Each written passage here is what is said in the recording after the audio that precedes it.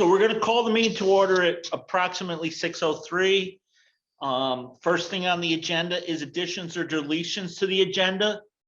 Are there any from out west? Mark is raising his hand. The policy item is going to be taken up at the policy committee meeting, not tonight. Yeah, I left that there, Mark, just so I wouldn't forget it. As a Okay. reminder. Well, I forgot that's why you left it there. Okay. Is there anybody else, any additions or deletions? I see nothing. Members of the public, Dana is here as public, and I think I have Amelia as public. Do either one of you folks have anything? So I just wanted to ask quickly about the website. And because I see it for old business on there, and this was just an idea, and I don't know if this is the appropriate place to bring it up, but I thought it would be so nice to have a place on the website where people could click and buy like Dover or Wardsboro school swag, instead of it just being the once a year drive. That, like, if it's somebody's birthday, or you wanted to get a gift, or you wanted to just buy something for the teacher, that there was like a Dover school store on the website where you could buy Dover school sweatshirt, t-shirt, sweatpants, whatever it is that we offer. I don't know if you guys are interested in that as a way to make money, or that's something that the school, the moms would do, or. Yeah, usually, Dana, that's a school club thing, and I know there's two school clubs. There's one in Wardsboro, and there's one in the Dover building. And yeah, thank you for wanting to buy me something. So I usually 2 extra large, but I'm trying to get down to just an extra large. So I'll let you know when that happens, and I really appreciate it. But the website tonight is really just on, we're hiring a company to redevelop the website. And I know there's going to be links on there, so we can definitely link in, I think school clubs would be an appropriate link in. Looking forward to buying you that extra large, sir. You let me know. Okay, thank you. Chad, go ahead. Just to address Dana's question, which is great, real quick, Rich, not to get off topic, but because we're such a small entity, it's really hard to find distributors that will keep a store open to do one-offs when we really don't have the population to do it. But it is definitely something that we will keep in mind, to take back to the individual school clubs to see if we can arrange something more frequently rather than the once a year or maybe even twice a year. But it's great input, so we really appreciate it, Dana. Yeah, I do know that in Dover, they always order more than they're selling, and then they'll sometimes have some throughout the year. But that's and I know we used to have bumper stickers and stuff that we bought so many of and we're selling. So it may not be, but it's something that, yeah, we can definitely move on. Thank you. I don't see anybody else. Amelia, are you all set? I'm good, thank you. Okay, thank you. So I'm going to move on to the consent agenda. So we have the December 6th, 2021 minutes, and I have no correspondence. Do you have anything matter, Tammy? I do have a correspondence. Okay, Can you give me yeah. 30 seconds? You didn't give it to us ahead of time, right? No, I didn't. No minutes. We didn't get minutes for this meeting. I got them in my packet. The only thing in mine was the agenda. Well, it was an attachment. Did Not the everybody email I else? received. Did nobody else get the minutes? Yeah, I don't think I got them either. Okay, well, that's two of you. Kate didn't. Okay, I'm sorry about that. So, Peter, thank you. Peter, can you just note that we need to get the minutes sent out, and Matt, maybe you can get them sent to all the board members, Yeah, and we'll put them off to January. Is that okay with everybody? Okay, so we do have one correspondence. I don't know if you can see that, but it says thank you in blue. And it says to the River Valley School Board, thank you so much for giving the faculty and staff a mental health day. It was so appreciated, underline the so. Thank you so much. And it looks like it's signatures from from both schools, or is it one school? I don't know, there's a lot of signatures on it. It's here. We'll scan it and send it out to everybody, included in the minutes. So thank you to the staff for the card. I have no other correspondence. The next thing is members of the staff. I see we have Tracy here. Tracy, did you have anything for us, or are you just visiting? Just visiting. Okay, well, thank you for visiting with us, and thank you for the thank you card. You're welcome. So the next item I have is new business. So we have 2 meetings scheduled for January. January 3rd is a regular board meeting, and that's right after the vacation. It's the first day back, which I think should be good. Unfortunately for the school board, it's we've always had this issue where Martin Luther King Day is the 3rd Monday. And we used to hold meetings, and then we don't, and then we did, and then we don't again.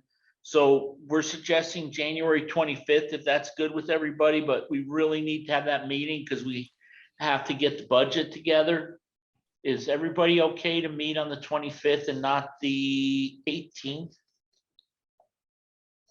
Oh, go ahead, Dwight. Isn't the 17th MLK Day? January 17th? Yeah, I might have the day wrong, but can you meet on the 25th? That's a more important question, instead of the previous Monday. Oh, I see. Yeah. Mean the yeah, 24th, Rich? 24th, Yeah, yes. 24th is the Monday. 24th. I'm sorry, Dwight. Yes, the 24th. I messed up, or No the worries. agenda's wrong. Can Gotcha. everybody meet on the 24th? Just to call out, there is there's no school in session on the 24th and 25th for Wardsboro, and I'm assuming Dover as well. So, yep. In service. So, yeah, we have no school on Martin Luther King Day on the 17th, and then also none on the 24th and 25th. Is Leland and Gray, is West River meeting on the 25th? There's no school. There's no school, I don't believe, in any WCSU No, schools. but is that why he put the 25th? He intended. Hey, I can't remember, Kate. I don't remember there being any notes in the, where did Kate go? Middle. Right here. Oh, Kate, I don't remember anything. I'm wondering if you're recommending the 20th because West River's meeting on the 24th. Bill, Pete, are you guys, or is the board okay with maybe postponing that decision for the second meeting in January? We'll discuss it at the 3rd. Yeah, Rich, I won't be able to make the 25th. But could you make the 24th? Yes. Okay, could everybody? You, Kate. Yeah. No, he's telling us when we can meet. Can you guys, Chad, 24th good for you? Dwight? Yeah, I'm good for the 24th. Okay. Yeah, 24th is fine with me. Can you make? 'Cause you'll- Theoretically. Okay, so why don't we shoot for, and I'm sorry, Kate, are you good on the 24th? Okay, let's shoot for the 24th, and I'll just check with Bill tomorrow. And if it has to be different, I'll let you all know, and we can discuss it on the 3rd. Is that okay? Okay, so then the other thing I have, and I don't see him on here, is, oh, are there people in the waiting room? No. No. If you remember last week when we talked about the budget, Greg had brought up doing some painting this year because we didn't do some other work that we had scheduled. Are you prepared to speak to Well, that? I just got a note saying Greg is not feeling well and won't be here tonight. Okay. Is it something he was gonna try to do over vacation? I don't know. I'd have to check in with him. Do you remember what it was? Hang on one second, ladies and gentlemen of the board. Is it about painting for this year or painting? Yeah, for he next wanted year? to do some painting this year, but I think it was in the summer, so. Okay. And I think he wanted, because we got some money that we were gonna spend for, some money we were gonna spend. It was for the alarm panel, I think, at Wardsboro Ridge. Right, and do you remember what he wanted to paint, Tammy? He wants to paint the building, the outside of the building. Which building, yours or the? or Matt? Wardsboro, yeah. It's Okay, and Wardsboro.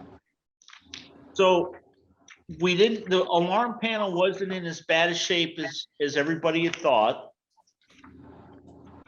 And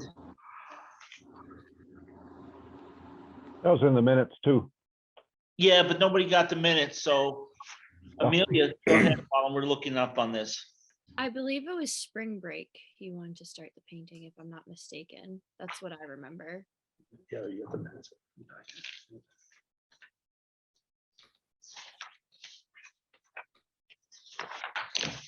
Yeah, in the minutes.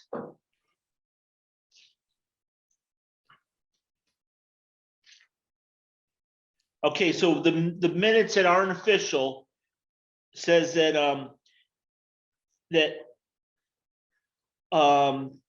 would like to continue about painting. Initially, there was a capital expense, expanded out a couple of years and discussed with Adam Mateus, Classic Cup Painting, to assess peeling some fascia boards needing replacing. Noted that 23,000 had not been spent this year at Wardsboro because of savings on emergency lights, relighting the gym at low cost, and a very good quality fire panel that should be maintained and not replaced.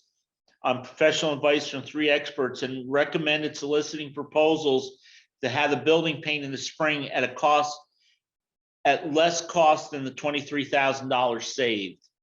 So I think probably he wants to get the RFP out so he can go ahead and do it in the spring.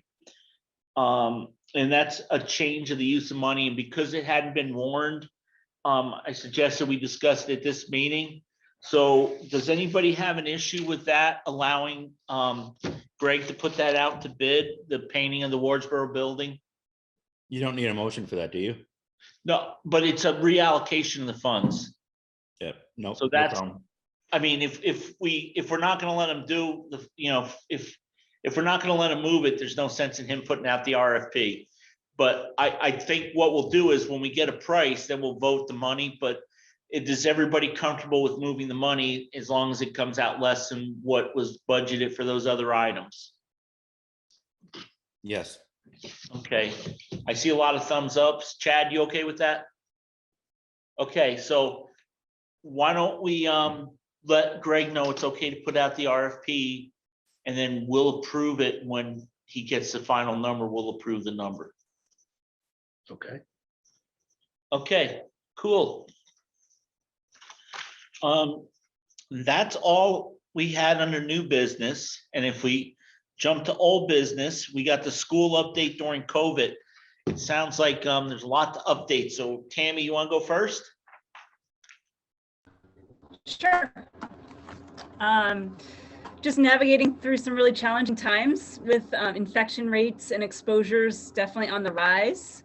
Wardsboro is very fortunate today to be able to offer the Test to Stay program, which allowed about 19 kids to stay in school with a negative test, which was great. About 80% of the kids that are eligible for the program were able to participate. We were very lucky to have the help of Abby Welch from the West River district, as well as Meg Wright from the central office came and helped and did the paperwork. So that was amazing. And, you know, it really enabled us to have the least amount of disruption for student learning, which is incredible. It is a great program, but it does entail a huge amount of human resource, as Laura witnessed and Chad witnessed this morning when they were there to observe it. That's basically all I have. We, you know, we've had a couple of exposures, and unfortunately, we're rolling with the punches and doing the best that we can, considering the circumstances. Thank you. We'll let Matt report on his, and then we'll do questions. Similar story at Dover. A couple cases in the last couple of weeks. Everybody's responding, kicking into gear. We had a tremendous amount of help from the central office and the nursing staff when we ran the TTS last week. All families that participated were extremely thankful to have the opportunity to reduce their child's quarantined from what would have been 2 weeks to about 2 days out of school for the kids that tested negative. So it all went really, I think, very well. We did have another case in pre-K at the moment. Pre-K wasn't, we didn't think pre-K was eligible for TTS. However, we found out today that they are. And so I don't think we'll be able to engage it for this week for pre-K to get them back. But in the future, if there are quarantines in pre-K, I think we will also be able to run it once we get our staffing and our supplies up to standard. So that's where we stand. Everybody's ready for a break. Everybody's working hard and really looking forward to a little time off. Okay, so I had Laura with a question and then anybody else?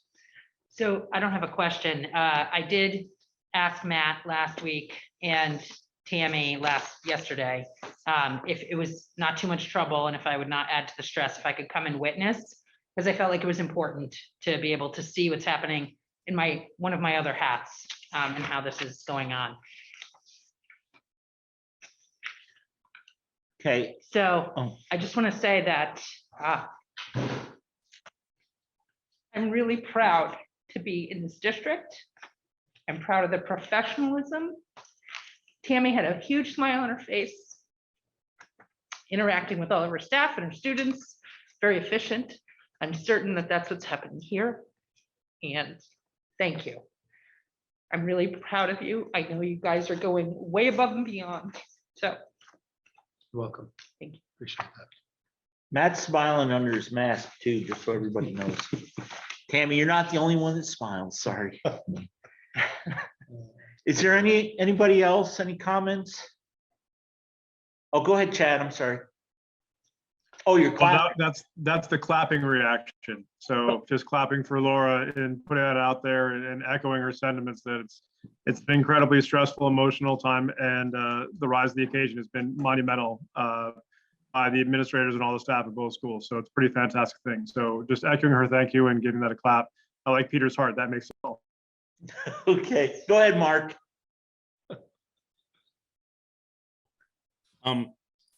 If I remember correctly, the River Valley's nurse is supposed to start today. Is that correct? Yes, that is correct. Unfortunately, she has come down with a little illness that's kept her from coming to work. Oh, no. So, yeah, without disclosing too much, we're excited for her to start on the 3rd. Okay, thank you. I'd like to just say that, a few years ago, you wouldn't have seen this kind of cooperation amongst districts and, sharing, West River sharing their nurse with us, the central office sending over their administrative person. I can't ever recall that happening, 10 years ago, 15 years ago, even 5 years ago. So it is really nice that everybody feels like we're all in this together and we're all working out. And just so you know, I volunteered and Matt wouldn't take me up on it. I was going to answer the phone, but he said I couldn't do that. I wouldn't do a good job. I felt hurt. So anyways, Mark and Chad and Kate, I know you were in on this website update. And I feel your guys' pain because I only had to call 2 people. And one lady I talked to right off from a hospital, and she was very interesting. And then the other person never called back. So, and I guess that's pretty common with all you all, hardly got any callbacks, which I thought was a little off, but it is what it is. So I don't know, Mark, you want to start us off? Yep. Actually, the callbacks haven't been that bad. Except for Beehively, where we are still only at 3 of 7. I'm sorry, our number 1 option. One of the other options, we got 5 out of 7 were spoken to. And Dwight, did you speak to any? No, I struck out as well. I left messages and didn't get a call back. So So on that one, we got 1 out of 4. At this time, what I'd like to do is bring up the concern that I had with our number one option. And the response that, sorry, dog's running around. And the response that, or the conversation that Chad had, it basically came down to the company told this client that their proprietary service was more secure than WordPress, which is patently false. I mean, there's no chance that's true. I don't take kindly to salespeople or support people telling flat out lies like that to customers. So I've got a real issue with that. To me, that in my professional life, they would be crossed off the list, period. But obviously here it's a board choice. My recommendation is to go with I don't know what number to call them. I don't have the original spreadsheet in front of me, but the Vermont company, which is what we heard. We heard back 5 out of 7 from, and all of them were glowing. So that's my recommendation. I'll let everybody else speak and give their opinions. Okay, Mark, can I just ask one clarifying question? Of course. Okay, so our number one choice that we voted on, you heard from how many? You heard from 4 out of 7? 3 out of 7. 3 out of 7. And were there any issues with any of the references? Well, this was in response to one of the questions that Chad asked. Okay, so it's not directly from the company. No. Okay. So it was from a reference said something that you don't, that how was portrayed, how the company is portrayed. How they portrayed, well, Chad really can speak a bit more, but how they portrayed discussions with the company that they had. And then the second one, the one that you'd like to see us do, you got 5 out of 7 on that one. Yeah, and when I say that's the one I'm recommending, of the 3, they're not my choice actually, but they're the one that we got the most references back on, and all of them were glowing. So And how many? No, how many you got? How many out of how many? I'm sorry. 5 out of 7. 5 out of 7. Okay, just I want to make sure I was understanding it right. Laura was first, and then Chad, or somebody I think was raising their hand. So my question was similar to Rich's, in just kind of confirming that that comment was a secondhand comment, and that we also don't have any evidence that it was said, or that it's not true. I guarantee you it's not true. So my question is that a secondhand comment? And I think the answer to Rich said yes. Yes. And do we have any evidence that it was said? Have we seen paperwork or proposals or anything like that? No. Okay. You also. So yes, and then I guess well, I'm almost all set. My last question is, it was my understanding that that was our choice, and we were going to confirm references. Not, we were going to go and confirm all the references and then decide, like that the board had made a decision. And so if we had like a material problem with the references, material is probably the wrong word. If we had a poor reference come back, that would be an issue for me. I don't think we've had a poor reference come back.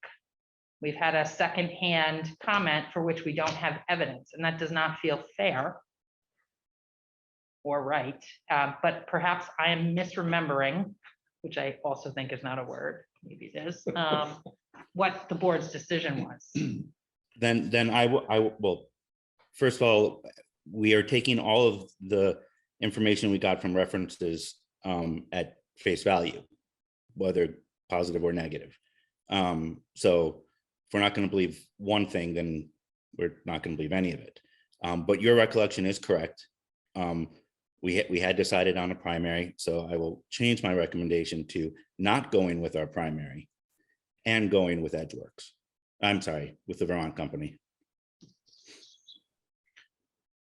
Can I ask one more clarifying question? Because I'm confused a little bit. So the person that told us that they said something, that they said their thing is more secure, did they give a bad recommendation? Or did they just happen to say that in response to a question? And yeah, I mean, Chad, if you want to speak to that, if you're the one that actually, maybe, Mark, I'm sorry, we're putting you on the spot and it's really not you that talked to him. No, I was going to say Chad really should answer these questions. Sorry about that. No, perfect. And I've got my notes, here right in front of me from when I spoke to the individual who was a listed reference from the our first choice company in the first round of our decision making. And we were talking about the ease of use and changes post launch. And it came up as it was said, very, we discussed WordPress, and I asked the question, is there a proprietary program versus WordPress? How did that sway you? And the response was that WordPress can be hacked easier than this other software. What I do want to raise is that, I did request that he follow up with me with some of the references that they did speak to. And he said, I'm going to have to just look through my notes and I'll happily do that. Now, everyone's busy. There's a lot of things going on, especially, our administrators, as we can see from what Matt and Tammy go through, and Bill as well.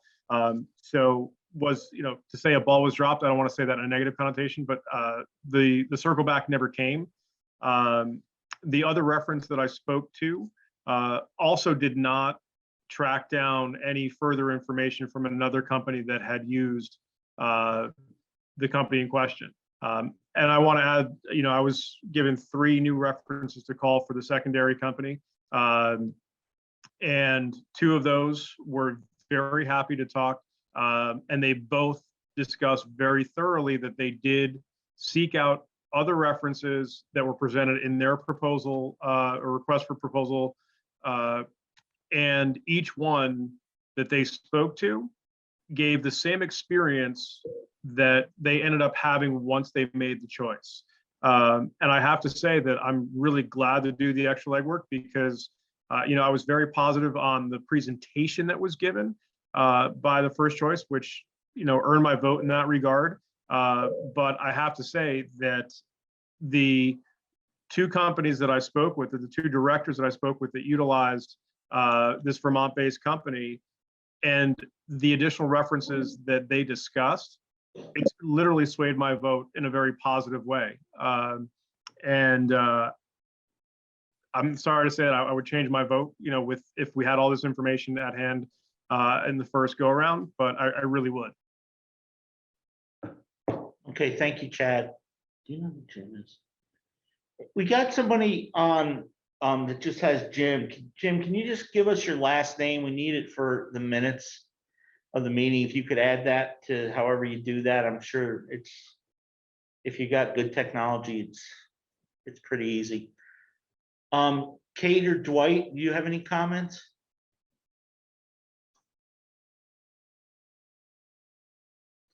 I think Dwight said no.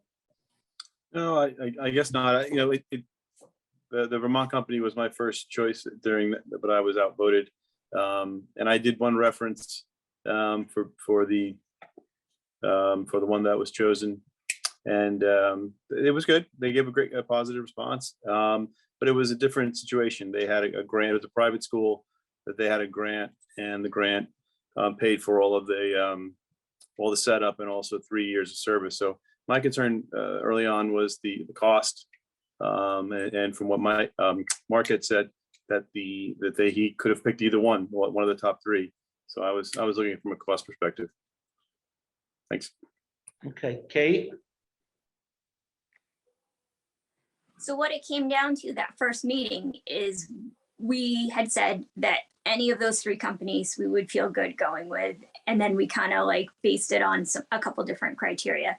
But, you know, like Chad was saying, like now that we've had references come to light and some other things, like there's definitely been some new information on the table. I read through all the references that people took the time to get. And, you know, I was definitely really impressed with the amount of callbacks that we had for the second choice and the quality of those two. So that was interesting new information to add to the mix. And where we haven't contracted with anybody yet, we're not married to anything at this point in the game. I would be okay with changing directions, and if that's a consensus that we have with the group, and pursuing number 2 versus the prior first choice. Okay, yeah, 1 second. There's somebody named Jim up in the meeting. Could you please, we need to get your last name, Jim, if you could. And if you can't, I don't know, but may need to kick you out till you come back in. Oh, thank you, Jim Thomas. I appreciate that. Well, everybody on the board's got to say a piece. Is there anybody else from the audience that would like to comment, and then we'll go to round 2?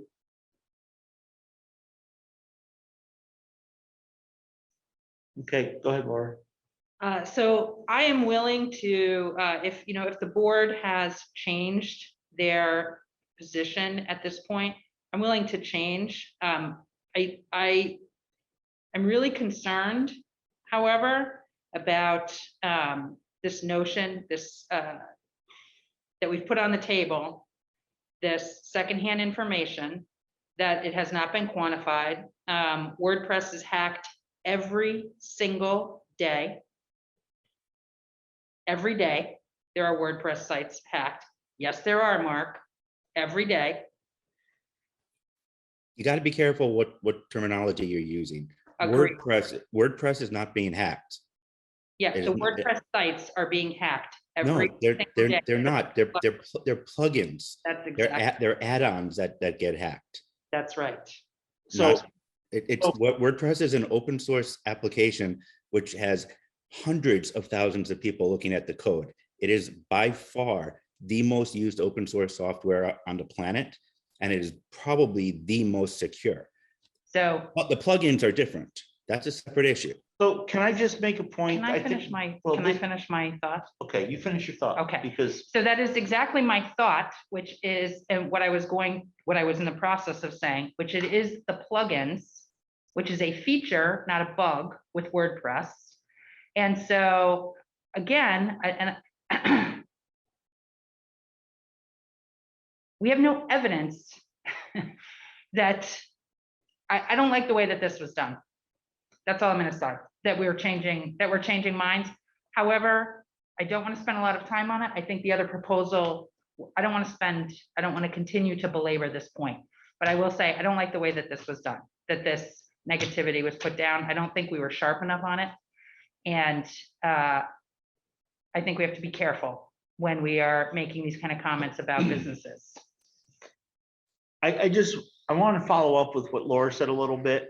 So, if we go with whoever we go with, say we go with the choice we're not even really talking about, and somebody calls me and says, hey, why'd you choose these people? I said, oh, because they said they had the most.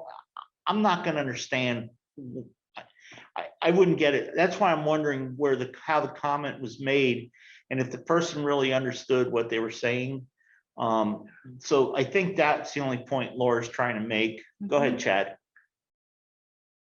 So I know we're focusing on, something that is very, potentially security driven, but I don't think that one comment is what caused us to do further due diligence with the secondary and tertiary companies that were under consideration.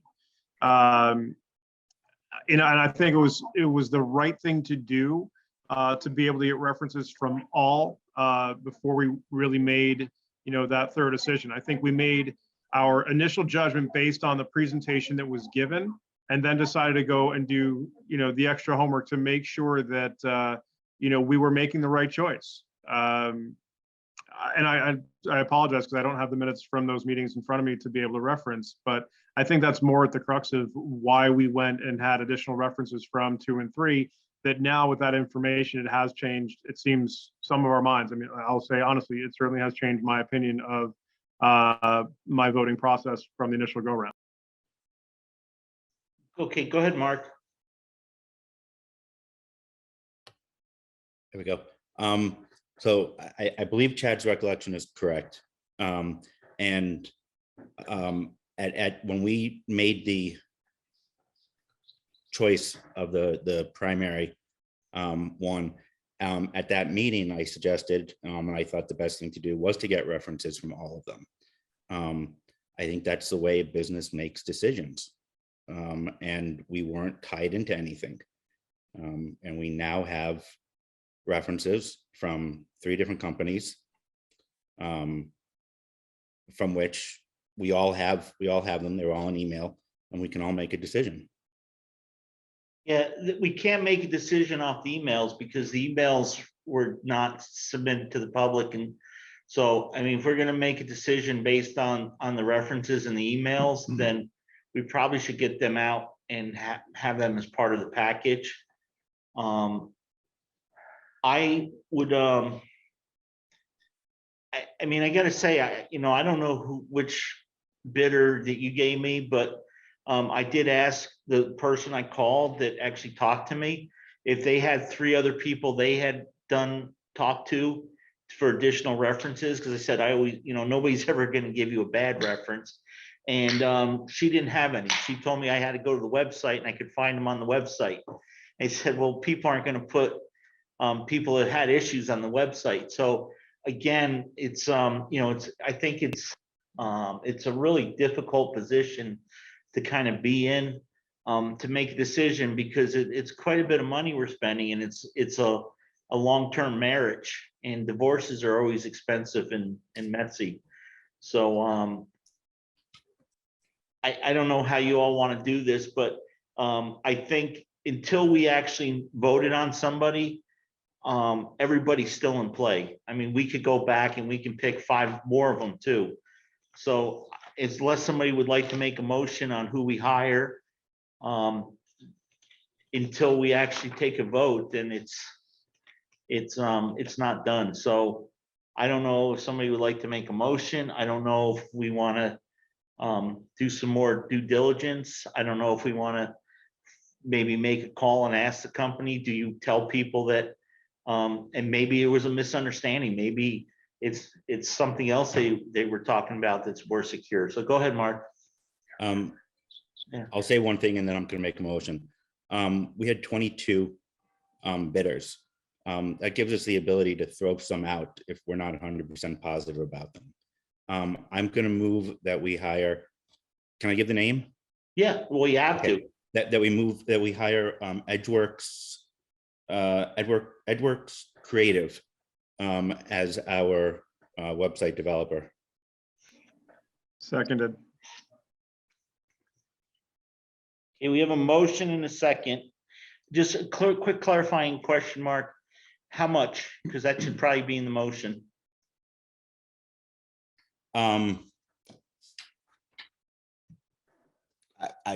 I'd make the motion for up to what we allocated, but I will tell you what they had in their proposal in a second.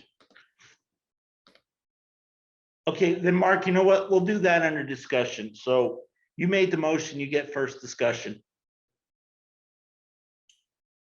All right.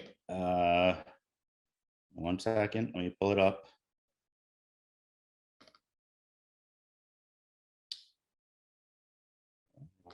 Two.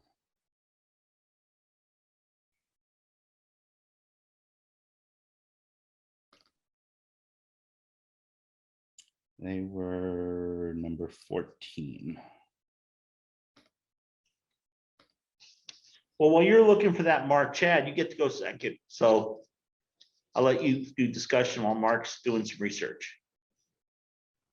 Sure. So some of the things that I want to add, it came up a little bit, and the positivity behind my seconding of this motion is based on reading the secondary references that we received on behalf of EdgeWorks. Both companies that I spoke to, one is a professional corporation that was utilizing them in some of their training modules across the country, which included remote sites. A little anecdote that was shared with me, the president of the EdgeWorks creative company showed up at the very first remote offering that this company was doing, not paid for by the company, but paid for by EdgeWorks. He just showed up to make sure that the implementation worked the way the website was supposed to, and that he was on site because he knew that if something did not work right, he would have gotten the call and would have had to get there, and it would have upset the development that the company that had hired them and delayed their progress. And I thought the proactivity was really fantastic. As was mentioned, the secondary references that were shared with me echoed that the way that the company was handled by EdgeWorks was exactly how the references had projected that they would be. Amazing value to the budget that they put forth. The timing was on point. They were very transparent. Another company based here in the Northeast that utilized them, just talking about their professionalism as top notch, very low key and casual and down to earth. My notes in the email to the board, characterize it as very Vermonty. And I think as a Vermont public school, that is sort of the vibe that we want. They really understand our clientele that we are trying to put forth all the information to on a regular basis. What was really important in talking about the timeline, the feeling that they they understood their business. So they really understood how to develop a timeline that was sensible and obtainable. Much like when you get your car worked on, there is a book that says, a tire rotation should take you this much time, and that's how much labor you're expected to charge your customers. And that's, public knowledge. That's very much how they felt their process was.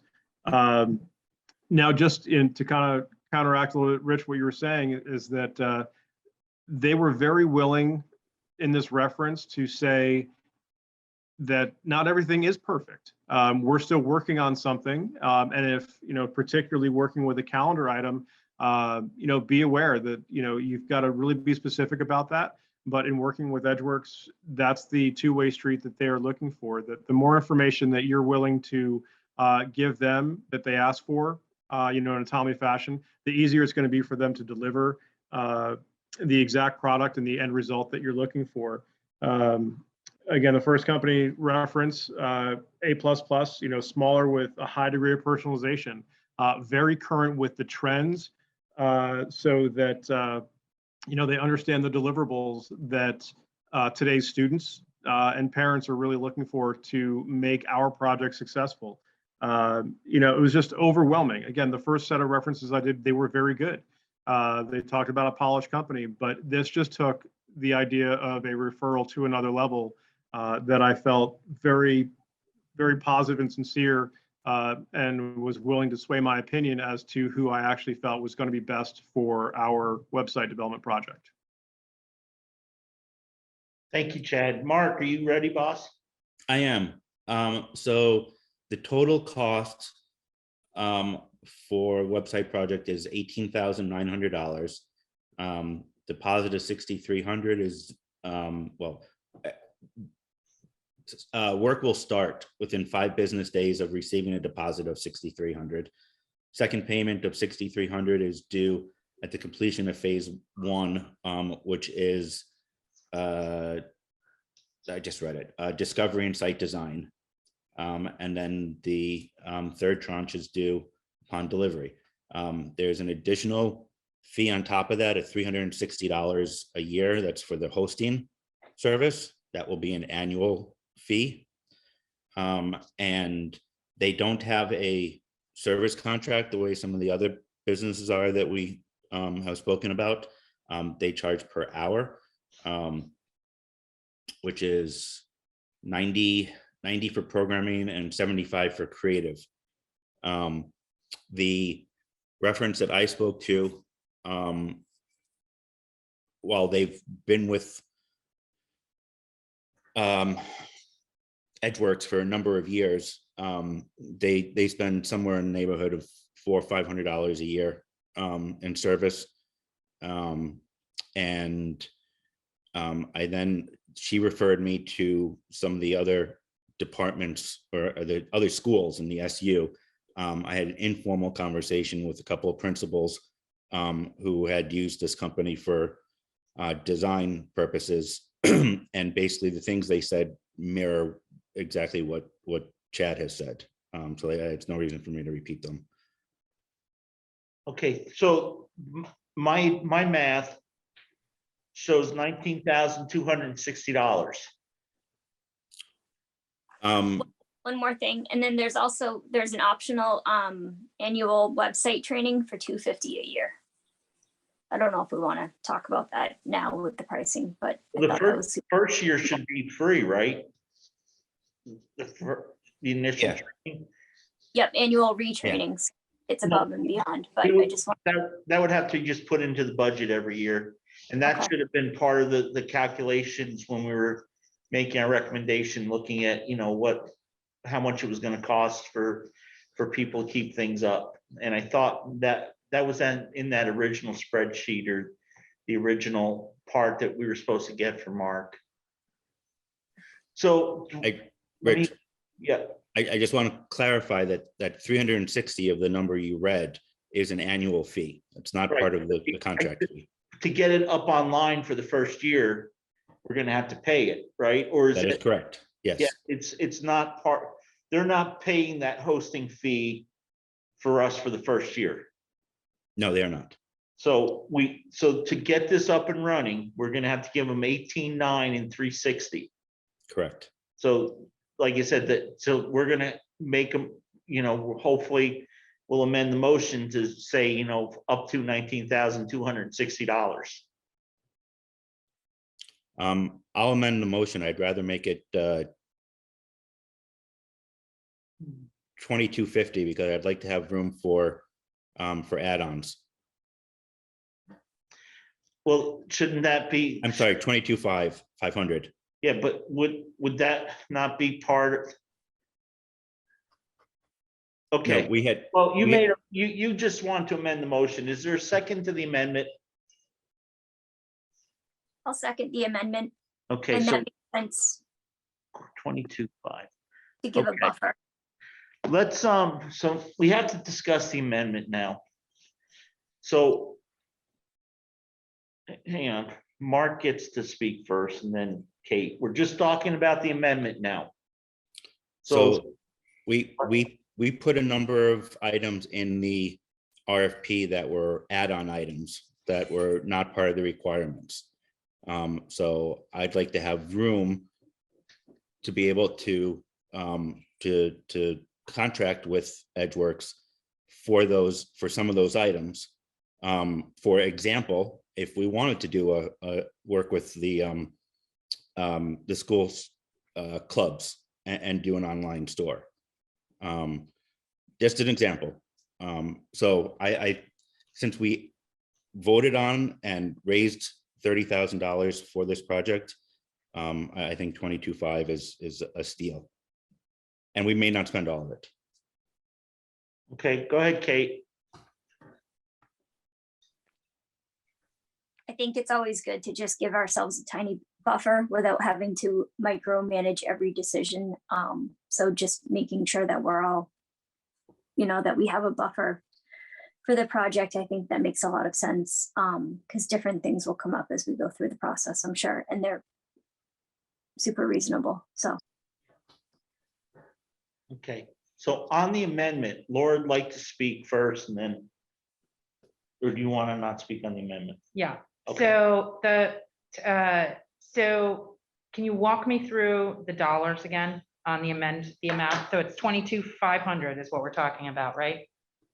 Yes. Okay. So it's 18,900. Yep, 1890, and plus the 360 for the hosting. God, my memory is awful. That's And okay. then they're $90 an hour for programming, $75 an hour for creative work. And so we're budgeting how much for that? Uh, Hang on, let me do the math. 2250, 2,300-ish. 19, 3240. So we're budgeting 3240 for creative and web work. Beyond what Scope of that. required elements of the website that were included in the RFP. Okay, so 18.9 for the required elements, 360 for hosting. Yep, Mhm. And annual then, hosting. and then $3,240 for changes and marketing pieces.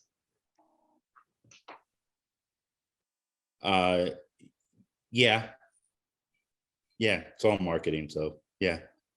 So I think it's important, actually, we want to be as precise as possible. That's what I'm trying to get after here. So if it's 3240, and that's at the top end, it'd be $90 an hour, right? Because it's 90 and 75. Yes. So we're looking at, what? 300, Hang on. It would be up to 36 extra hours of work at the top end pricing. okay, great. Would you like me to read some of the optional items that we had in the RFP? No, I think, Okay. I just want to make sure that the amount that we are budgeting on in this public meeting with public funds, that the group here has done an extraordinary amount of work to put together, that we are precise in what we are voting for, and that we are setting the expectation accurately.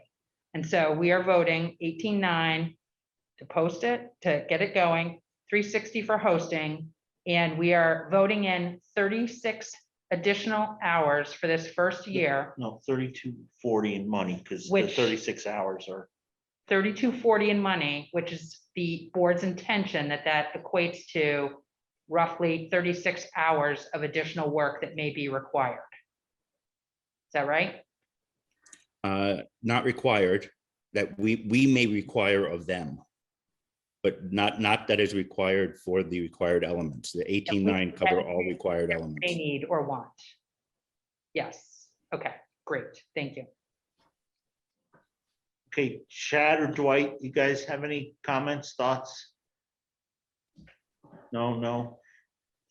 Okay, I'm a little uncomfortable. I thought we got a price of 18.9 to do this website. And I understand we have to pay to host it. I'm a little uncomfortable with the extra 3240 for something we may or may not want to do. I mean, isn't it something we can get this website up and running and just spend the 19,260? And then once we see how it runs, I mean, I would think that part of our request to them up front can be to add the school clubs in there and have the ability, so that, again, this is me not being a technologically advanced person.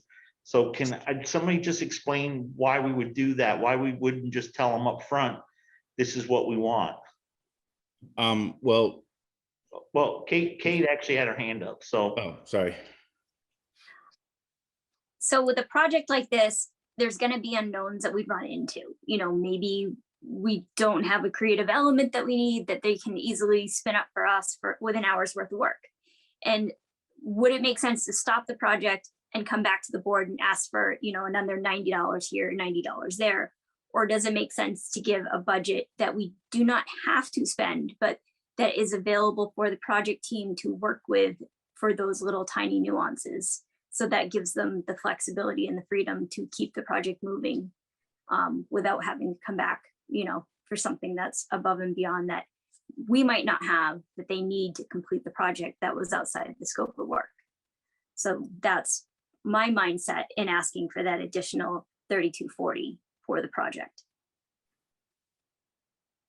Mark, does that make sense to you, or do you have a different perspective? I have a different perspective. My perspective is that it is much less expensive to pay for all aspects that you want during the initial programming. And if we want something added that was not part of the requirements, it's going to be much less expensive for us to include it as part of the original package than it's going to be to wait a year or 2 years and pay for it as an add-on. Okay, so I was okay with Kate, but now I'm not as okay. So I guess I'm not understanding this. We did not, and Chad, let me just finish my question, and then I'll get to you. So we didn't give them a specific, I guess I'm confused why we need the extra 3240. They're designing us a website. And we're gonna meet with them and tell them all the things we want in this website. And my understanding is this 19,260 should cover all that. I don't understand why there's gonna be extra. It could be so many different things. Like, for instance, let me give you an example of something that could happen. Like, if somebody was redoing your website for your business and they said, hey, your logo is awesome, but it's not translating well, or something like that, we can design you a new one. The additional project cost would be X, and then you could say yay or nay, but ultimately it's going to make a better website for you if you move forward with it. So just there's so many different tiny little things that could creep up on any project. So in project management terms, they call it creep, or just kind of like creep on the scope or anything like that. So they would call out like, oh, this is outside the original contracted scope of the project, and you would just kind of work with that to do the amount. This just gives the project a buffer, like I was saying, that like they don't have to come back to us for every tiny detail. They have a bit of a buffer. And if you were doing a project at somebody's condo and redoing their kitchen, and they said, oh, my budget is $5,000 or whatever, but then you find out that, oh, you took out the fridge and you found out that there's actually some damage behind the wall, so it's going to cost more. Like that's creep on the original scope. It's work that's outside, above and beyond, and those types of things are going to happen with any contracted work. So just having a small buffer, nothing crazy, nothing big. We might not use it, or we might. So just having that available without having to come back to us for every tiny thing. Okay, so I'm good with that. So I'm gonna leave it right there for now. I did recognize Chad next, and then Mark, I'll get you right after Chad, okay? Thank you, Rich. What I was gonna say, I just pulled up our request for proposals as well. And we included a section that was optional new website functionalities / a wish list. So that included the homepage video, dynamic blog feeds, interactive maps with facilities, advanced SEO, search engine optimization work, integrated login for parents to PowerSchool, and mobile app. So being that those were optional, it's a very good possibility that in them putting, because again, we haven't gone back to them and had a direct conversation, that with those being optional or wish list, that those are not included. Possibility, doesn't mean it is. And some things that may bear an extra cost, for example, the plug-in integration to PowerSchool. There may be something to PowerSchool that is out of the control of ourselves and of Edgeworks in order to make that happen. Kate used an awesome word, and it was that idea of creep. One of the references brought that up in my conversation just this afternoon, that mission creeping did not occur. They did not look for ways to add to and exceed the budget. Very similar to our proposal. She had told me that their request indicated that they had that the budget was not to exceed X amount of dollars, and Edgeworks happened to be the very low bidder, which of course isn't a thing, but they were able to stay within that budget. And she just impressed upon me that in order to do that, you need to make sure you have very clear and set goal as to what you want at the very outset to create that ideal outcome. So I think having the buffer is an ideal thing. And it does give us some flexibility. For example, if they, we want that homepage video for both Dover and Wardsboro, and, within their set of faculties is not a videographer, that's going to be an outside cost that we will have to contract for as well. So we will have that within the budget to make that happen. So I think the buffer makes an awful lot of sense, especially given that the total package, even with the buffer, is far below what we have considered to allocate. Thank you, Chad, for that. That helps me a lot. Mark, you next, and then Laura. I think I'm just going to confuse you. So I'm going to just say I agree with Kate and Chad.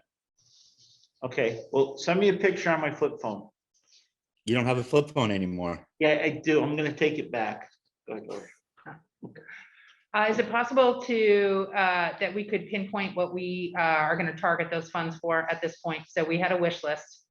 Is that something that would be appropriate for the entire board to kind of talk about, to have a sense of what it is that we want to target those dollars for? I personally would recommend against it.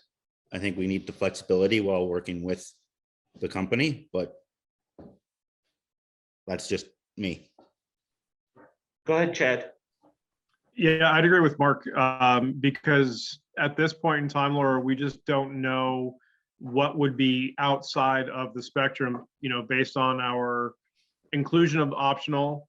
And, until we have a direct conversation with the company, should they be chosen, by vote of the board, we just don't know. I think having these punch items listed is sufficient enough to know what we will be targeting, unless there's something that any of us at this moment in time can come up and say, hey, we haven't considered this. Can we add it into that wish list, knowing that we have the opportunity, perhaps with this buffer, to include it? So how about, I tend to agree a little more with Laura. I just don't want to write a check and that's great that somebody said that they don't do the creep thing. But couldn't we, and that's probably said wrong too. Peter, I'll get to you in a minute.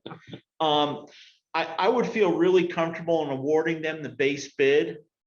And then we're supposed to meet with them as a group anyways, I believe, to then determine what we're supposed to do with this. We still have the funds, right? We still have the funds. We Right. don't get just one Yeah. bite at it. We could vote to spend another $10,000 if Yeah. they come down and say to us, here's your base package, but hey, look, for $150, you can do this, and for $400, you can do that. And we all might go, hey, that's great, let's do that. Or they may say for $5,000, I can be on the front page and wave at people constantly. And then you might say, hey, that's a little bit too much. So I would feel really comfortable awarding the base price, and then when we have the meeting, decide what we want to do for the extras. So that's just, that would just be discussion on the amendment. We wouldn't be voting on that at this time. Peter, go ahead. As it happens, I was a software professional for 20 years or so.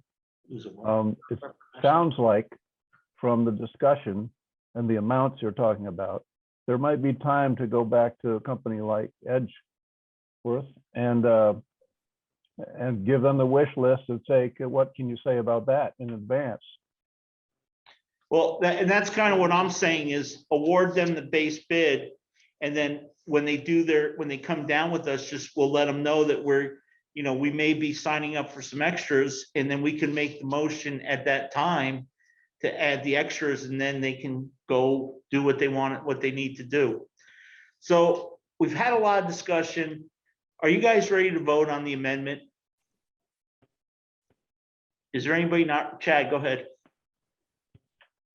Yeah, and I guess to agree, no, I'm not ready to vote on the amendment, because if we vote at this moment to accept Edgeworks as the winning bidder of, based on their proposal, are we agreeing to that price, or have we just selected them and now we get to negotiate exactly the dollar figure that they're going to come in with? I mean, it sounds like, they're willing to do this for, the 19 and change that we've documented, but is that absolutely what we need to accept, or are there further negotiations that will change the price? So that the next conversation that we have as a board is, okay, I guess the process, so I'm looking for guidance here is, yes, we're selecting this company. And now, once we have the conversation, we're going to have a contract that we then need to say, yes, we accept that contract. Now let's make it happen.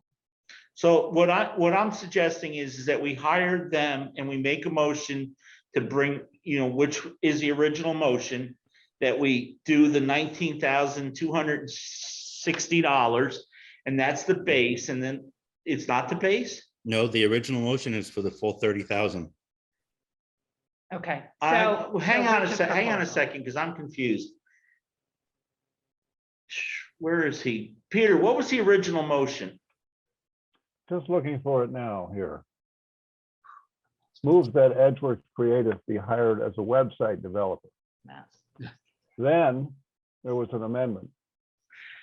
Amend the motion to reflect a cost of $22,500. The original motion was not for the full 30, because the original motion was, I said, Mark, you should put a number on that, because we're not voting to just hire them.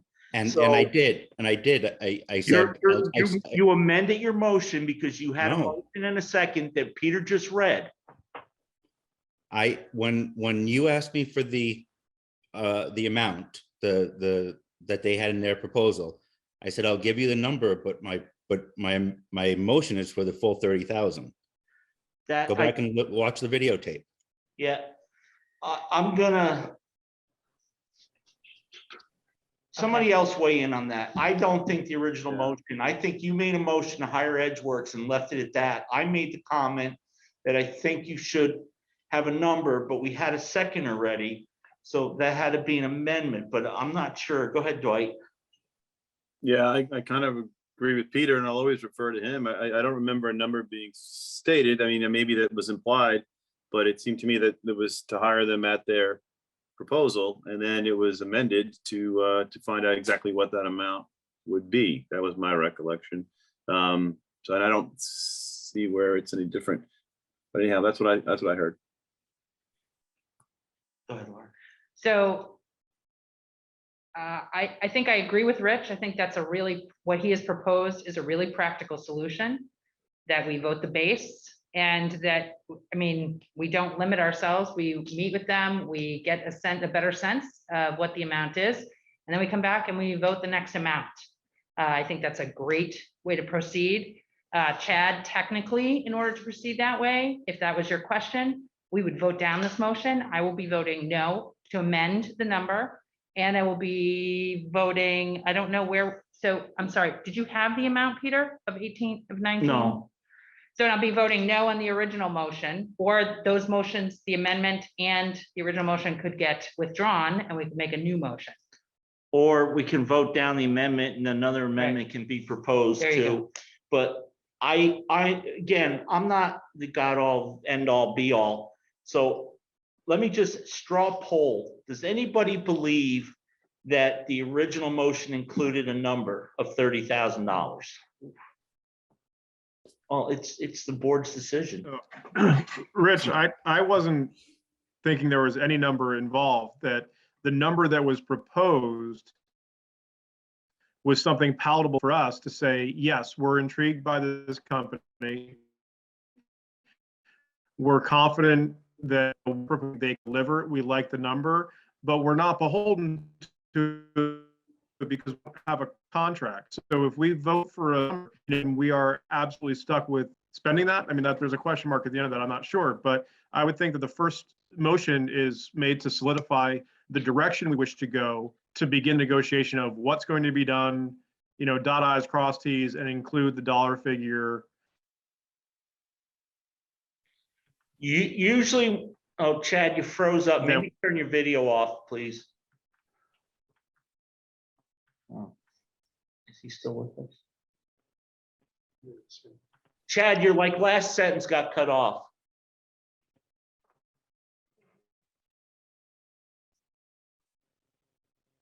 I will then be approved by the board, knowing full well that be held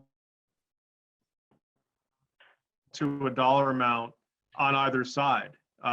So we were going to move forward and then negotiate the contract with them and then approve that contract. It seemed to me this process financially. Sorry, this is too busted up to follow. Yeah, Chad, I didn't get all of what you were saying, but I think, let me go on. Mark, you had your hand up, and then if Dwight or Kate want to weigh in on it, and Laura. Well, I just know what I said, which was that I said it's for the full amount that was voted on by the public. Okay. But that doesn't mean we spend it. And that's the same with the amendment. You know, Okay. voting on it doesn't mean we write a check for it. Mark, okay, hang on a second. I disagree with you, and I'm calling the board. So you think you said the full 30. Dwight, I don't think Chad did. Dwight, you didn't think so. Kate?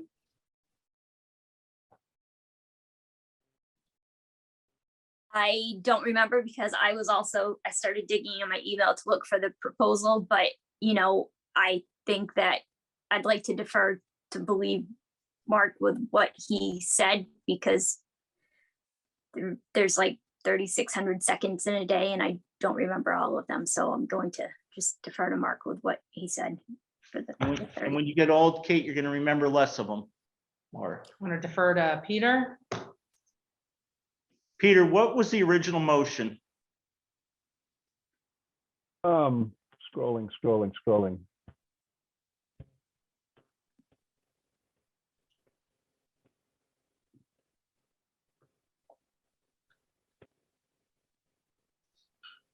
Okay. Move that Edward Creative be hired as website developer. That was the motion that he said.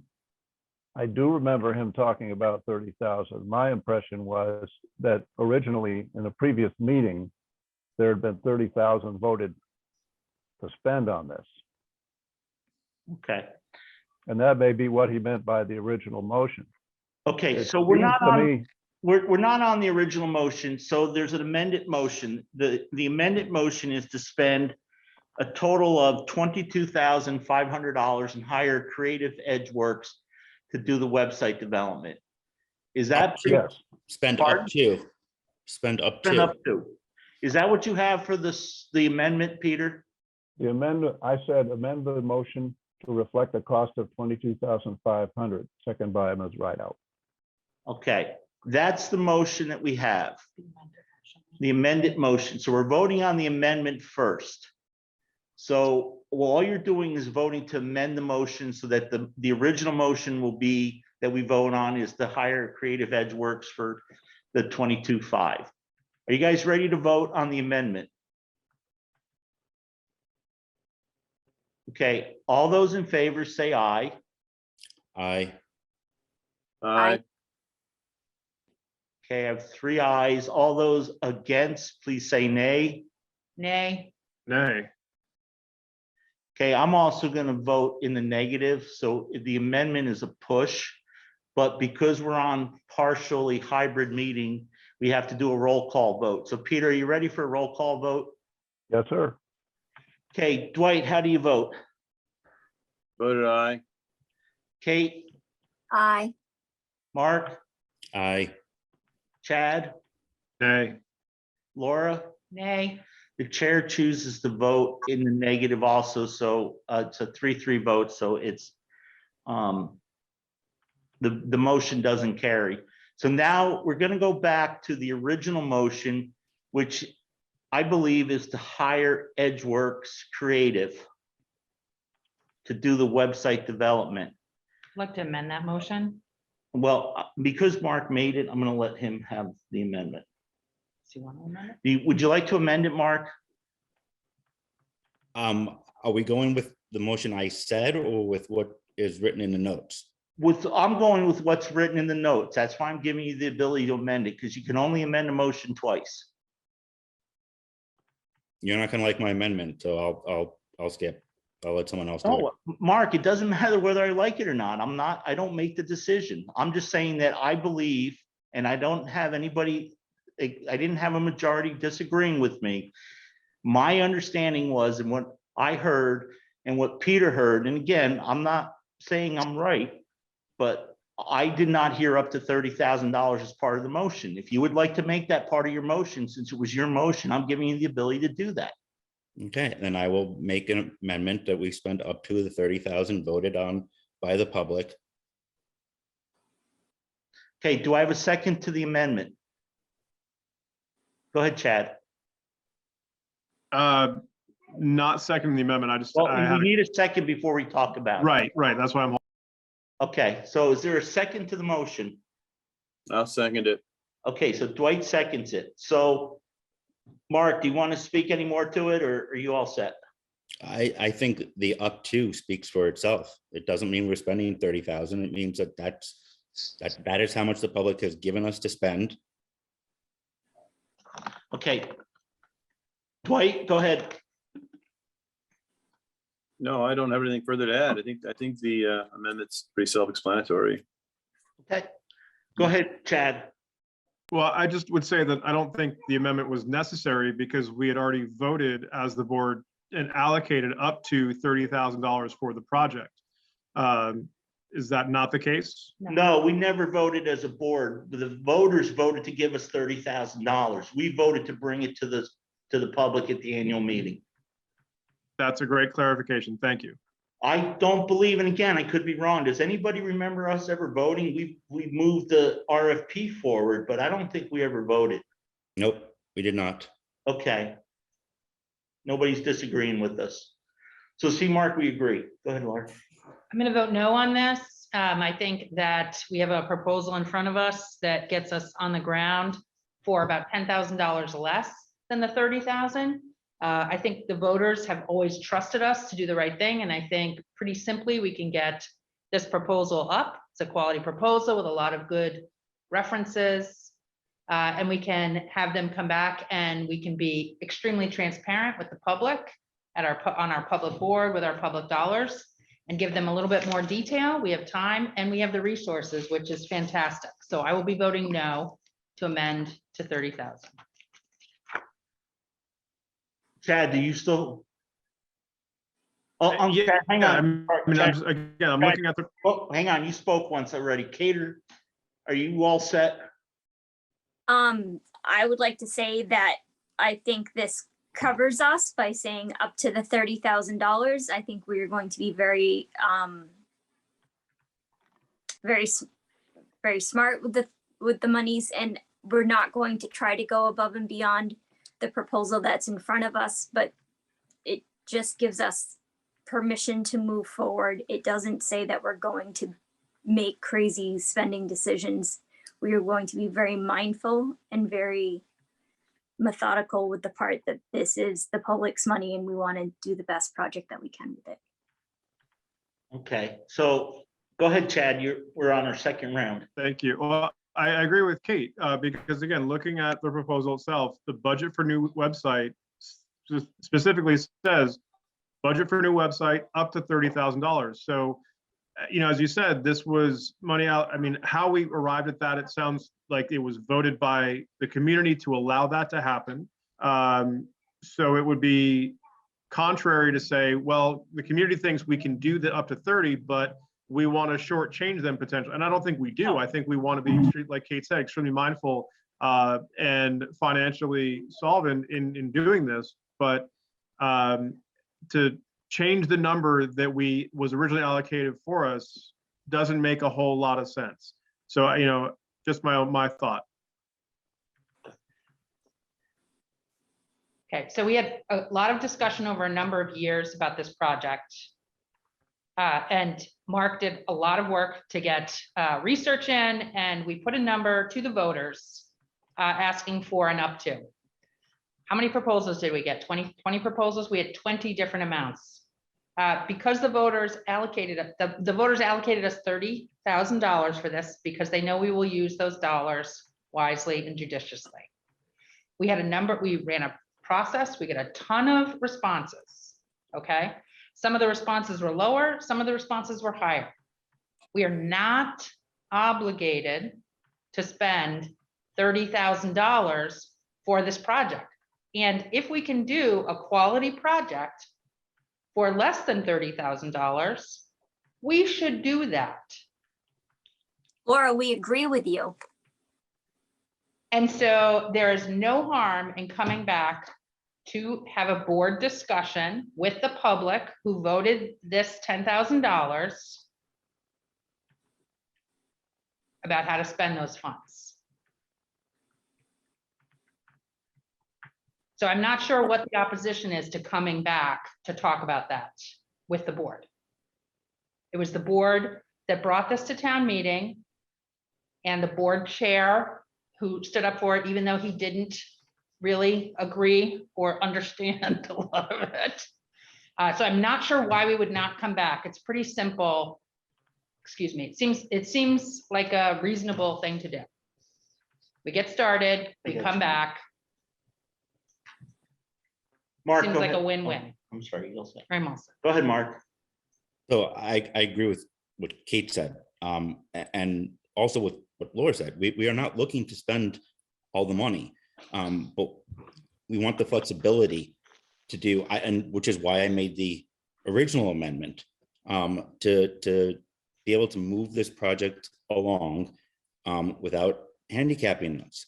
The public has given us the $30,000 to spend. I'm gonna move the question. Our RFP is pretty I'm gonna move the question. inclusive. You gotta be recognized. He has the floor. Okay. You can't just interrupt. So go ahead, Mark. I'm sorry. I believe our RFP is pretty inclusive. And we're obviously going to be smart with the public's money.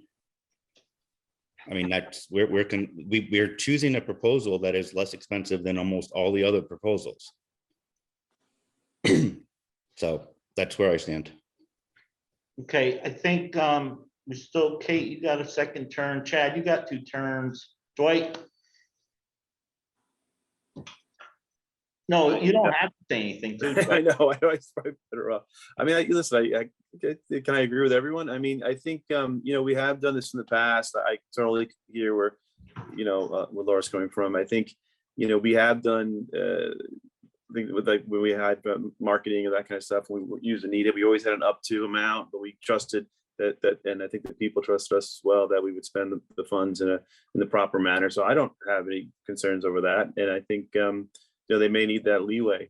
I will also say that the original proposal that we were considering had a $10,000 a year fee, which we only were supposed to spend up to 30, but that had an annual, an annual fee of $9,600, I believe. So this one is much less in that respect as well. So I think we're I don't know, splitting hairs here, I guess. I think I would be happy to approach either direction. So I guess that's all I have to say. Yeah, I understand that we can come back, and it's easy to come back by saying to them $30,000. Who's going to make that decision? I guess would be my question. That's why I thought we would vote for the base amount. They would make their presentation, then the board would get to vote on any extras. Who are we giving the power to just decide for the extras? So I guess was my confusion. But Mark, I don't need an answer because we're ready to vote. Everybody's got to speak to it twice. Well, yes. I would like an answer to that question. Who is? Well, it's up to us because I guess, I don't know. So, go, Mark, if you'd like to answer that, go ahead. I was just going to say, I was just going to say, we're going to have to decide on a project manager, be it a board member or member of the administration. So they're just going to have the blank check. They can spend up to $30,000. Well, we can give them direction. The board can give them direction. So why wouldn't we then at that time vote for the additional funds when they came to us and said, this is where we'd like to go with it, and this is the amount in addition that it's going to cost? I think it's complicating a situation that we have spent an unbelievable number of hours on over what, 3-year period now, 4-year period. And whatever the process is for the signing of a contract and assigning a person or persons to work with the the Edgeworks team, I think we give them the leeway that we are going to be signing a contract. So the contract is going to be for the Up to 18.9. $30,000. That's what the motion is. The contract is going to be for 18.9. I said Plus up whatever to. extras that person Yeah, this, gets to just decide on their own, or that group. I'm sorry, say it again. Or insight. I missed the first part of what you said. There's no board insight. They can, so we make Matt the project director. He can spend up to $30,000 and we won't know anything about it. Well, we voted on the RFP. The RFP has a lot of detail in it. We're voting on to hire Edgeworks to create the website for up to $30,000 if you approve this motion. Right? Their proposal is based on our RFP. Right, and all I said, Mark, was that I would rather see us leave it at the base amount when they do their presentation, and then if there's additional work that needs to be done, it comes before the board and the board approves it. When you say just the $30,000, whoever becomes a project manager or whoever is going to oversee this project can spend up to $30,000. It's the only point I'm making. And I don't think anybody can disagree with that. No, I agree with that. They have constraints though. The RFP They is very don't. specific. They don't have, no, because they can add all the additional stuff on there. We're voting to allow them to spend up to $30,000 on this website. Go ahead, Chad. So that was my first question, Rich, was kind of what is the process? As though I felt like we were voting right here and now based on Mark's motion to engage Edgeworks Creative. But up to $30,000. well, but then we don't have a contract. So is that contract, how does that, the next phase, the contractual phase go? Does that not come before the board? I should have asked that more clearly. No, we are agreeing tonight to hire them for up to $30,000. Are you all set, Chad? Well, again, I think, aren't they going to present a full contract so that we know what is expected of them and is expected of us? And for us, it's the fiduciary amount. But And should Chad, that not be approved by the board? Chad, That's my we have to question. go back to the original discussion. So the original discussion was we want to set a number so that they can act, the project manager or whoever can do whatever they want to do if there's something that comes up that they want to add to the project. So by us voting for the $30,000, that's what we're saying is we will spend $30,000. We can spend up to $30,000. There's no check and balance because once we vote it and we assign it to the administration, then that's what they get to do. Or we assign it to you and Mark. You guys can just say, hey, we really like this. We want to do this. It's an extra $2,000 and you can spend it as long as you don't go over the 30. defer to Peter. Yeah, Peter's not a board member, so. Okay, well, So No, Peter, just public. yeah, I know. Hang on a second. so, Yep. Go ahead. so what Chad, my response to you is, that is what Richard has proposed. Is that we contract with them. And then we ask them to come back and then we decide a second amount If we do. if we want to. So is there anybody else on the board? And then I'll go to Peter. Go ahead, Peter. In my aging brain, it seems that there are two things have been collapsed here. I've sold a lot of software through DuPont and Home Depot. One company was nearly impossible to deal with because it was a time when we started, nobody wanted anything to do with the internet. And when we finished, it was a requirement. So negotiating a contract is separate from allocating the funds to hire the company. In my opinion, if you vote the 30,000, then whoever you have negotiating the contract with the company has something to work with. They're not necessarily going to hire the company for $30,000. That's a separate step And I think that that's still under the purview of the board. I disagree with you, Peter, but again, the board gets to decide. The board could put it under their own purview. I mean, I tell you, it is a nightmare. If I was the company, I'd think twice about dealing with the district at this point. Okay. Mark, go ahead, and then we're gonna vote.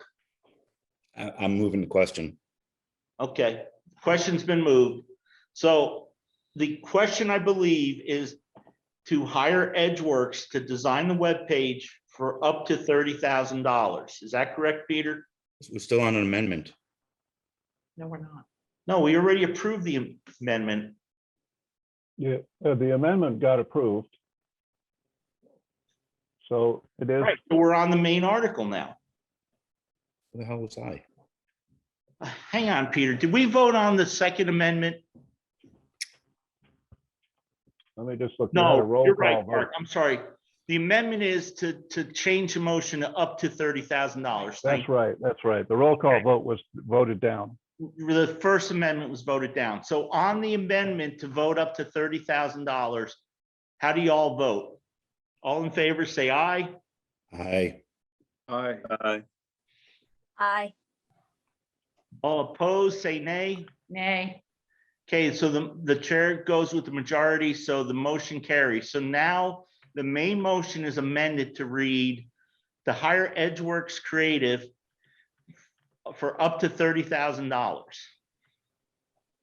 Right, Peter? That's right. I can find you the actual language, but that's right. Okay, is everybody good with the main motion now? Now we get to discuss the main motion. Or we discussed it enough that everybody's all set? Go ahead, Laura. So I want, before we vote on this, I want to know the process for a project manager, and I want to know the process for reporting back to the board. Because it is I the think board. that's gonna be, I think that's gonna be a whole discussion after we make the motion, after we vote on the motion. Okay. Okay. Okay, did everybody hear Laura okay? And again, the board, if you don't agree with what I'm saying is, you can overrule me. They just did. Well, you vote against it, but I mean, you can overrule what, if you think that we should discuss the project manager now, we can do that. I just think that we have a motion on the floor in a second, and I think we should vote on it.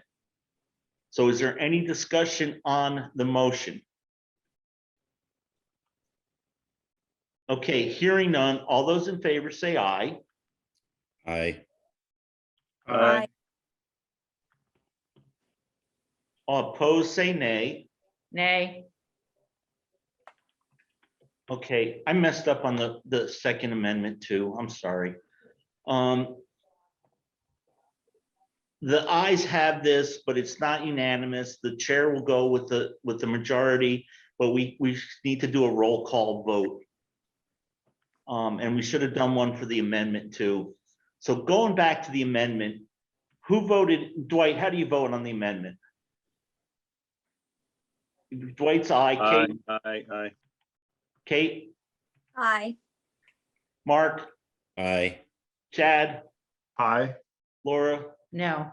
Okay, the chair's vote goes with the majority.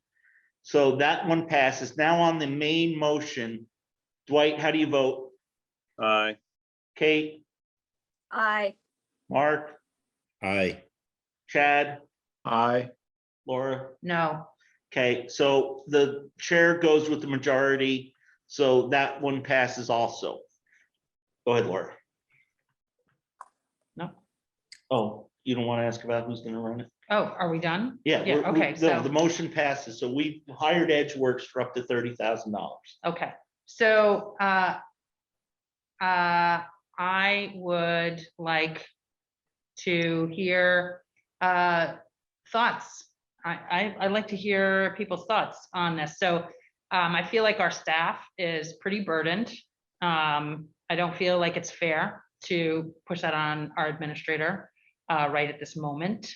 Although I would love to hear if our administrator has anything he wants to say about doing this, since it's his school. Well, it's also Tammy's. And Tammy's, our administrators, if they have opinions on how, if they want to weigh in or if they don't want to weigh in. Okay, just before we get there, though, we do have a person in central office who we pay for that's supposed to be in charge of technology. Great. So we could go to central office and ask them to manage this project for us. Okay, so Laura's question is, who's gonna manage this? Can we hear from the administrators?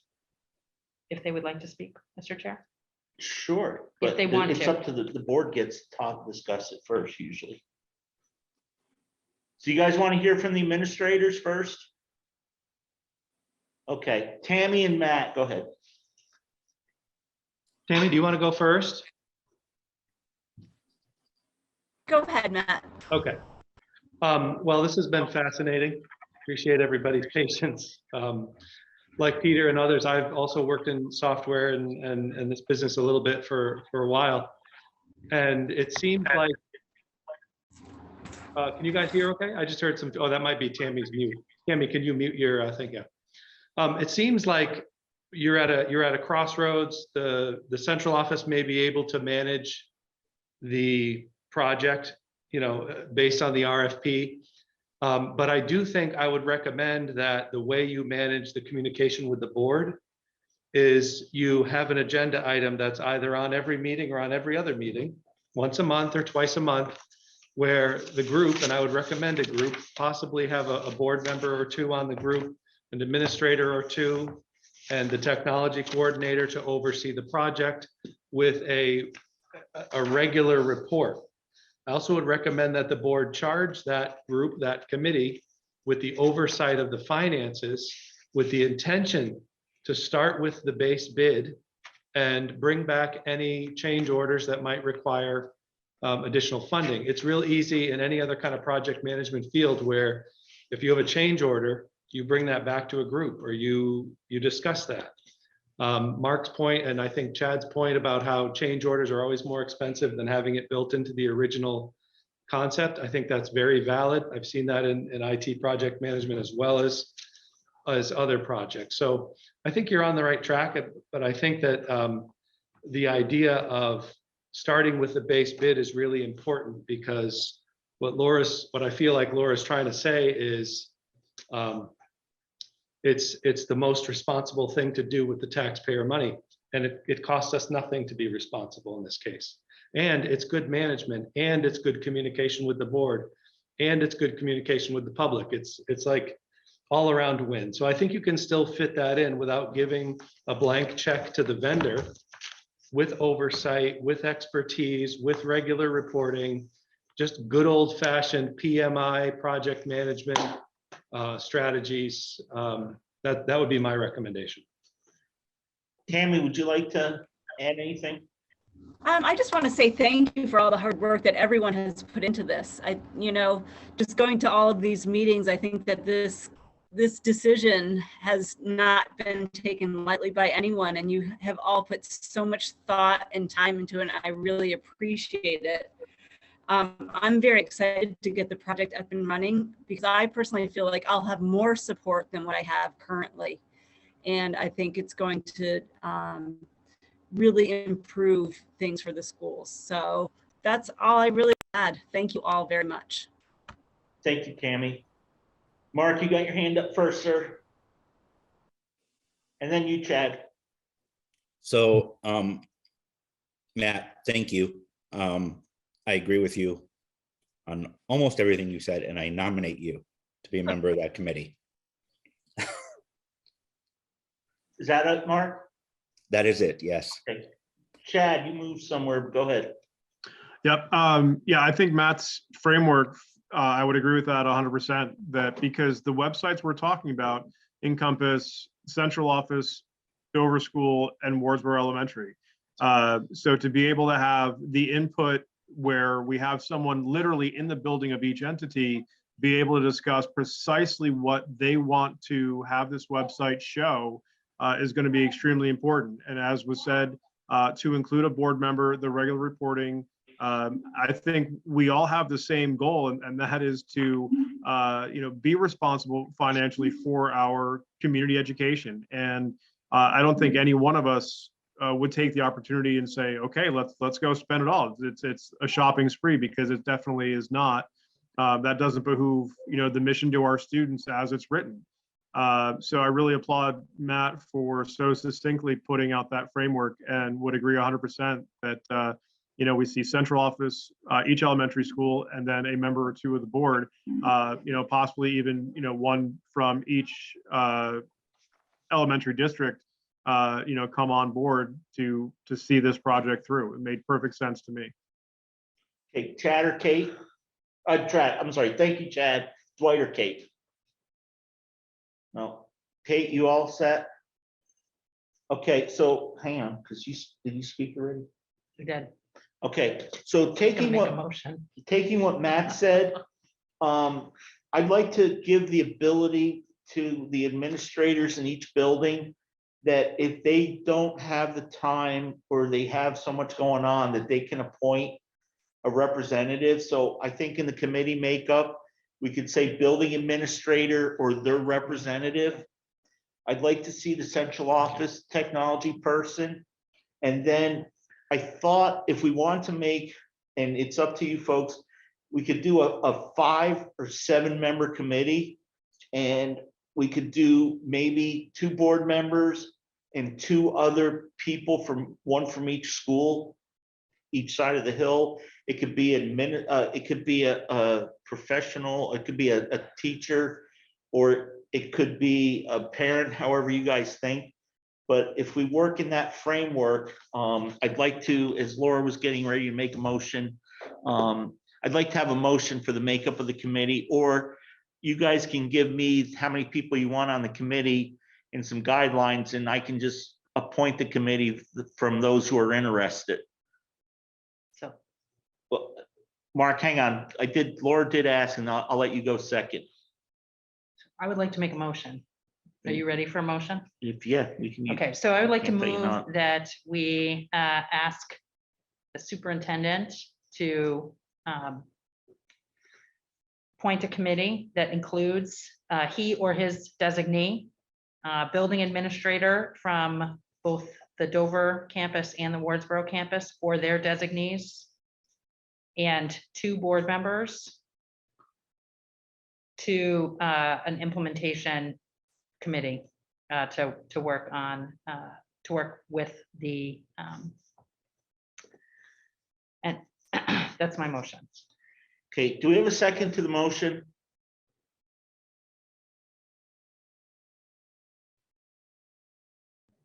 I'm Second. sorry, that broke up. To work with the vendors, is that what you said? So, Yes. yeah, once Chad seconded the motion, let's make sure we have it written down.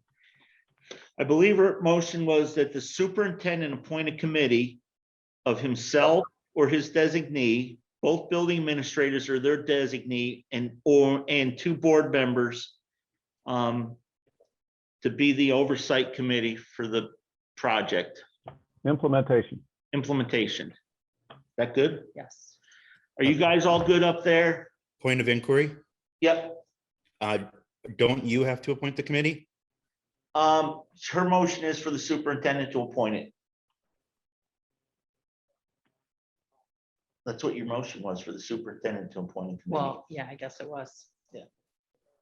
So I think the motion, Mark, a lot of times the board chair is allowed to create, if the board appoints a committee or creates a committee, they can give the chair the ability to just appoint members, but this is specific in the motion, so. I'm happy to amend it if you'd like the ability to. Yeah, you can Appoint. amend it if you want. Okay, I would be happy to amend to give the board chair the ability to appoint board members. Is there a second to that motion?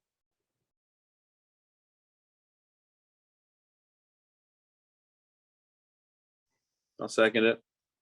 Okay, so we have an amendment to the motion again, so bear with me. Is there discussion on the amendment? So it would be the board chair versus the superintendent. Go ahead, Mark. Well, actually, hang on a second, Mark. Laura, you get to speak first. So I recommended a committee of 5, having been on a number of projects where designed by committee. 5 is still a fairly large number that gives me anxiety just thinking about it. except for the number of professionals that are on there. So I think limiting it to 5 rather No, than but 7 it's the was my amendment. choice. The amendment is to Sorry. make the Okay. chair. So, okay, so I would like to give deference to the chair and appointing 2 committee members this evening. Okay. Dwight, you get second talk, and then Mark, you go. I'm good. Okay, Mark, go ahead. So I may have a fundamental misunderstanding. I don't understand how the superintendent can appoint a committee for our board. That was the motion. We were gonna, that's how you can vote it. If you vote it, then I think they can do that. I don't see any reason why they can't. Okay. I personally would prefer to see either this. I'd prefer to see our chair. So Now I have a appointment. question. So you would, Right. hang on, Peter, please. You would vote for the amendment then, Mark. I would not. No, I would not. The amendment is only to give you the ability to appoint board members, not all 5 Oh, members. but then we go back to the original motion. So the original motion was to appoint the superintendent to appoint a committee of themselves, the 2 administrators and 2 board members. So the motion would be amended that the board chair appoint a committee of the superintendent, 2 administrators and 2 board members. Is that as clear as mud? That answers my question. Thanks. It definitely is mud. It doesn't clarify it for me. I thought Laura's amendment was just for the chair to appoint 2 board members. That was my question. Yes, that Oh, was my that was your amendment. I'm That was sorry, my then amendment. I missed the amendment, Mark. That was my question. So- If that's for 2, So okay. you guys, so it will amend so that the board chair will appoint the 2 board members and the other 3 members are already named. They're in there. So I'm sorry, I misunderstood this. It's been a rough night. Now is it clear, Mud? Now it's completely opaque. Okay. Is there any discussion on the amendment? Peter, you all set then? Well, I understand the amendment to mean that the superintendent will be appointing the other people, and the board will just appoint 2 members of the board. Correct. Well, let's go with that. The board chair will Okay, appoint 2 board members. That was Laura's amendment. Are you guys all ready to vote? All those in favor say aye. Aye.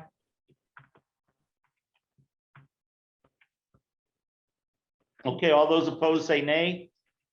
Nay. Hey, Nay. Okay, so it is not a unanimous vote. Bear with me. Dwight, it's nay. Kate, Nay. Mark, Nay. Chad, Nay. Laura. Yay. Okay, motion doesn't carry. So we're back to the main motion, which I believe said that the superintendent shall appoint a committee of himself, the 2 administrators or their designees, himself or his designee, and 2 board members. Is that correct, Peter? yes. Okay, that's the main motion. Go ahead, Mark. I'd like to make an amendment that it be the board chair that appoints those 5 members. Okay, so we have an amendment that the board chair appoints the 5 members of the committee. Second. Laura seconds it. Discussion on that. Okay, I don't hear any discussion. Are you ready to vote on the amendment? Peter, are you good with the amendment? Yes, sir. Okay. All those in favor say aye. Aye. Aye. Aye. Aye. Okay. Aye. It appears to be unanimous. It is. No roll call vote. Okay, the main motion is amended to read. Peter, please. That the chair appoint a committee, including the superintendent or his designee, building administrators or the designees, 2 members of the board, to an implementation committee to work with the vendors. Are we good with that, everybody? Mark, go ahead. I would just, I don't want to make any, well, I guess I couldn't amend it anyway. Just a suggestion that you take what Chad said seriously, that you, and I think you would anyway, but appoint 1 member from each district. each town. Okay, thank you, Mark. Anybody else? Are you ready to vote on this one? If you are, all those in favor, say aye. Aye. Aye. It appears to be a unanimous decision. Okay, it is a unanimous decision. Peter, the motion carries. Whoever wants to serve on this, please let me know and we will send that out. Let me talk with Bill and make sure who he's gonna do. Matt, Tammy, if you can let me know if it's gonna be you or a representative, please. Maybe by the end of the week, I'll get that group together by the end of the week and then you guys can move forward. I think we got a couple more things. Principals reports.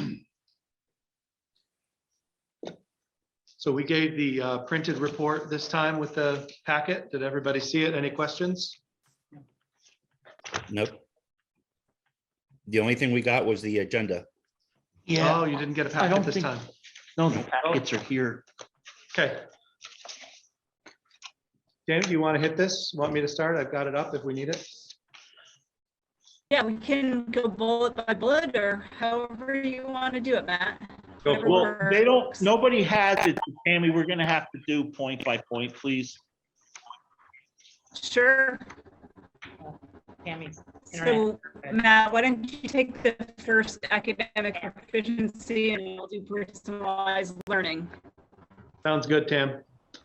So under academic proficiency, we noted that several Dover teachers have scheduled in-person IB professional development courses to take place this winter and spring. It's the first time we've been able to do this in a couple of years, so we're excited to get out there again. The IB self-study review panel has set their visitation date for April 13th, 14th, and 15th this spring. And Wardsboro teachers continue to engage with Vermont Energy Education Program, VEEP, to plan and coordinate a school-wide energy efficiency audit. And Tammy will talk about personalized learning. All right, so under personalized learning, we noted that students are completing their first round of academic interventions. That would be like a 6-week time period. Tammy. The academic support team is preparing for communications. Hey, Tammy, you're breaking up really, really Yeah. bad.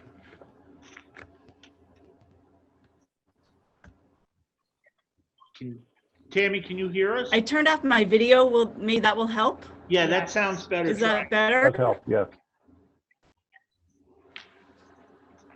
Go ahead, Tammy. Okay. So under personalized learning, we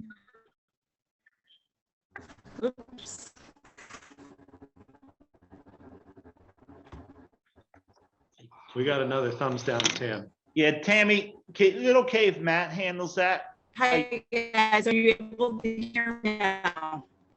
No, you're really Hello? bad.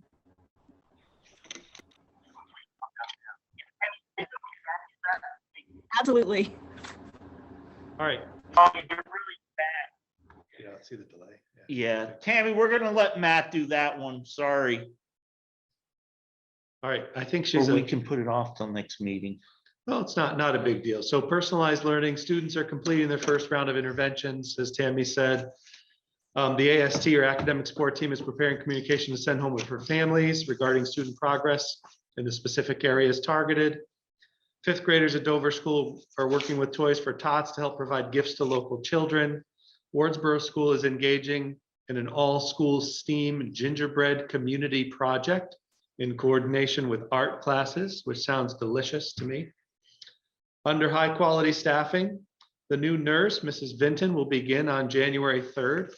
The regular schedule will have her in Wardsboro on Mondays and Tuesdays and in Dover Wednesdays through Fridays. This is a critical time for adding this support as we've had to lean heavily on the WCSU nursing staff to support River Valley schools with the Test to Stay program and other nursing duties. All academic support teachers in the SU met to discuss current assessments and to plan for anticipated teacher professional development next year. Safe and healthy schools, Last week, Dover ran the test to stay for 2 grades. It went smoothly. We're able to reduce what would have been a 2-week quarantine for those students to a 2-day quarantine. Parents were very appreciative of the program and the opportunity to participate. We had approximately 80% of eligible students participate and were able to attend school, which was wonderful. Nothing under financial efficiencies at the moment. And at the bottom of the principal's report is the usual link to the Wardsboro newsletters and the Dover School newsletter. So we'll send that out electronically along with the minutes. Sorry that you didn't get those this time. Anything to add, Tan, that I missed? If you're still there? Speak quickly. I think you covered it all, if you can hear me. Yeah. Now you come in excellent. So sorry. That's breaking up.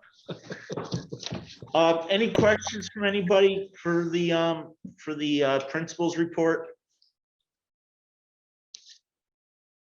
Okay, Mark, you're gonna think I'm picking on you and Laura, but you guys want to talk about this wonderful report that we got from right here, a report of the task force on people waiting? Oh, sorry. I'm showing it to you guys. Mark? Sure. So the task force released their final report on 17th, I believe. I'm still trying to make my way through it and process it. It's not all that different from their draft. And in essence, they are proposing 2 paths forward. One is with weights based on 3 policy decisions that they have made, which remove ELL from the poverty weight, change the definition of poverty or the count for poverty from combination of SNAP and whatever it is that DCF uses, and changing the math in the formula so that all weights are added rather than the poverty being multiplicative. And then the second path is what the so-called cost equity formula, which Professor Colby has has named the reverse foundation formula, which in essence it assigns a dollar figure to different categories of learners.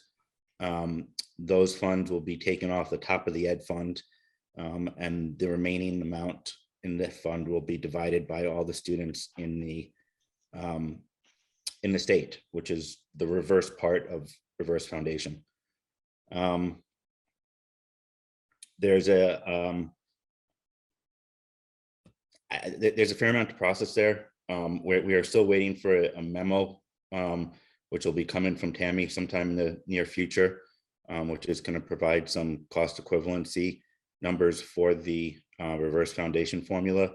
In other words, the dollar figures.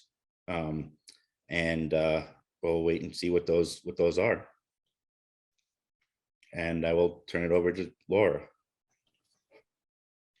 So I did put out a statement just after this was released. There's a pretty universal from stakeholders opposition to having ELL pulled out, English language learners pulled out of the equalization formula, which is what the weighting formula is. And the cost equity formula is the cost equity, what comes to mind for me are small schools grants. And so this will take away capacity that the board has taxing capacity that the board has, and it will rely on the state to say you have this number of students with increased need, poverty, ELL, and we will provide you with a grant. Now, in order for that to be constitutional and provide equity, that amount has to be calculated every year. So the weights work in such a way that they divide any size pool of resources equitably, be it a $500,000 or $500 million or 10 billion. They will divide that pool of resources equitably amongst all students, providing all students with the resources needed to achieve equitable opportunities. The cost equity, as Mark said, it attempts to extrapolate a value for a weight. And so, as I said, because the weights can divide any size pool, you know, that number is going to change from year to year. And like small schools grants, you know, it would rely on the legislature or some other entity to do the due diligence to update those numbers to ensure that they're accurate. I think one of the most objectionable things about this is the rationale for it, which is to ensure that there is transparency. There's been doubt expressed repeatedly, both in the legislative committees and on the task force, about the ability of districts with higher need to make decisions that support their students, correct decisions, and doubt that is not cast upon districts that don't have increased need. And that has been met with some pretty, folks have been pretty upset to hear that. I think the task force has expressed that this cost equity model will allow taxpayers to see the amount of increased need in their school and the grant that is coming for that increased need, which also, in saying that, kind of casts aspersions on school boards, and that school boards and residents are not quite following this. So I think that's a problem. I think that's a pretty big problem, actually. I support the change in poverty definition. It is still empirically derived. It's not something that was made up out of thin air, as well as the change in going from additive to multiplicative. That was kind of a carryover in how we used to do things and was not part of the calculation. I think it's going to be very, very important for us to be engaged. I think that the state of Vermont has never been closer to fixing this system that folks like Public Assets Institute say is incredibly equitable to this day. It provides real taxpayer equity, which it does provide taxpayer equity. It just fails on the kids. And it has failed on the kids since day one. And so I think we will need to push, I think, to get this fixed. And, you know, I think the coalition that Dover is a part of, that Mark has been working with, has been very effective. There is a coalition within the legislature of legislators, nonpartisan, all parties working together as well. And so I think it'll just be very important to remain engaged. It's my understanding that this will be starting in the Senate. And so, you know, Mr. Chair, we may want to think about weighing in with our senators. And that is all I have to say about that. Any questions for Mark? Let me just see if there's any questions. And then, are there any questions for Mark or Tammy? Mark or Laura, I'm sorry, Tammy. Mark, you got me on Tammy. I don't know who Tammy is that you mentioned was going to do the numbers. Colby, Dr. Yeah. Colby. Okay. Thank you, Laura, Professor Colby. Yeah. And Rich, I owe you a partial apology. You had asked me to put a letter together that you could send on behalf, or bring to the board and possibly send on behalf of the board. I didn't do it, waiting for the final report. So I have started one, and my recommendation is going to be that we consider asking the select board to sign on to it as well. Okay, so we'll be meeting, Mark, on the 3rd. I don't, you guys don't go back to the 2nd, right? I mean, the Tuesday. Tuesday night. So we would be able to do it, Mark, on that meeting on the 3rd. We can go bring it to the select board the next night. And the first day, when everybody gets in the most peculiar, is kind of like, we could get something up for that Wednesday. Okay, sounds good. Okay, was that all you had, Mark? Yeah, I'll get it to you this week. I would just also add, I think it's really important that we send that support to the governor's office as well. Send the letter. Yes. Okay. You guys all good, Chad and Kate and Dwight? Cool. Next thing is this IntraSU school choice. So on the January 26th meeting, we are going to have at Wyndham Central discussing allowing school choice. So we have school choice between our two buildings. West River has school choice amongst their buildings. And what I had suggested a while ago, just taking some time to work through WCSU, is that we become a stronger SU by if we allow school choice between our districts within the SU.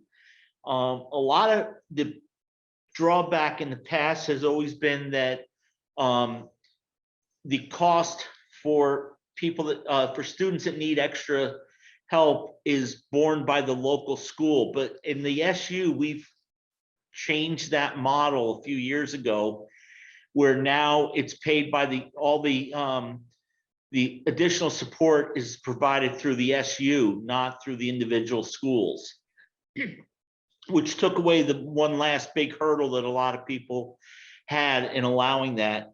My thought has always been that there may be a parent who lives in Dover that works at Grace Cottage, so it would be easier for them to drop their child off maybe in Townsend on the way up, and then the child can meet them at their job after work, and they can stay after school longer or participate more. It'd be better for the parent. It'd be better for the child, or maybe they like the makeup or what they're doing at that building. So we've had the school choice amongst the Dover Wardsboro. We had a report about that at our last meeting. We suggested that we model it similar to both the West River and the River Valleys has an intra-school agreement, and that we would model something like that with the other schools in the SU. So it would include Wyndham, Marlboro, and the West River group. Stratton obviously doesn't have a school.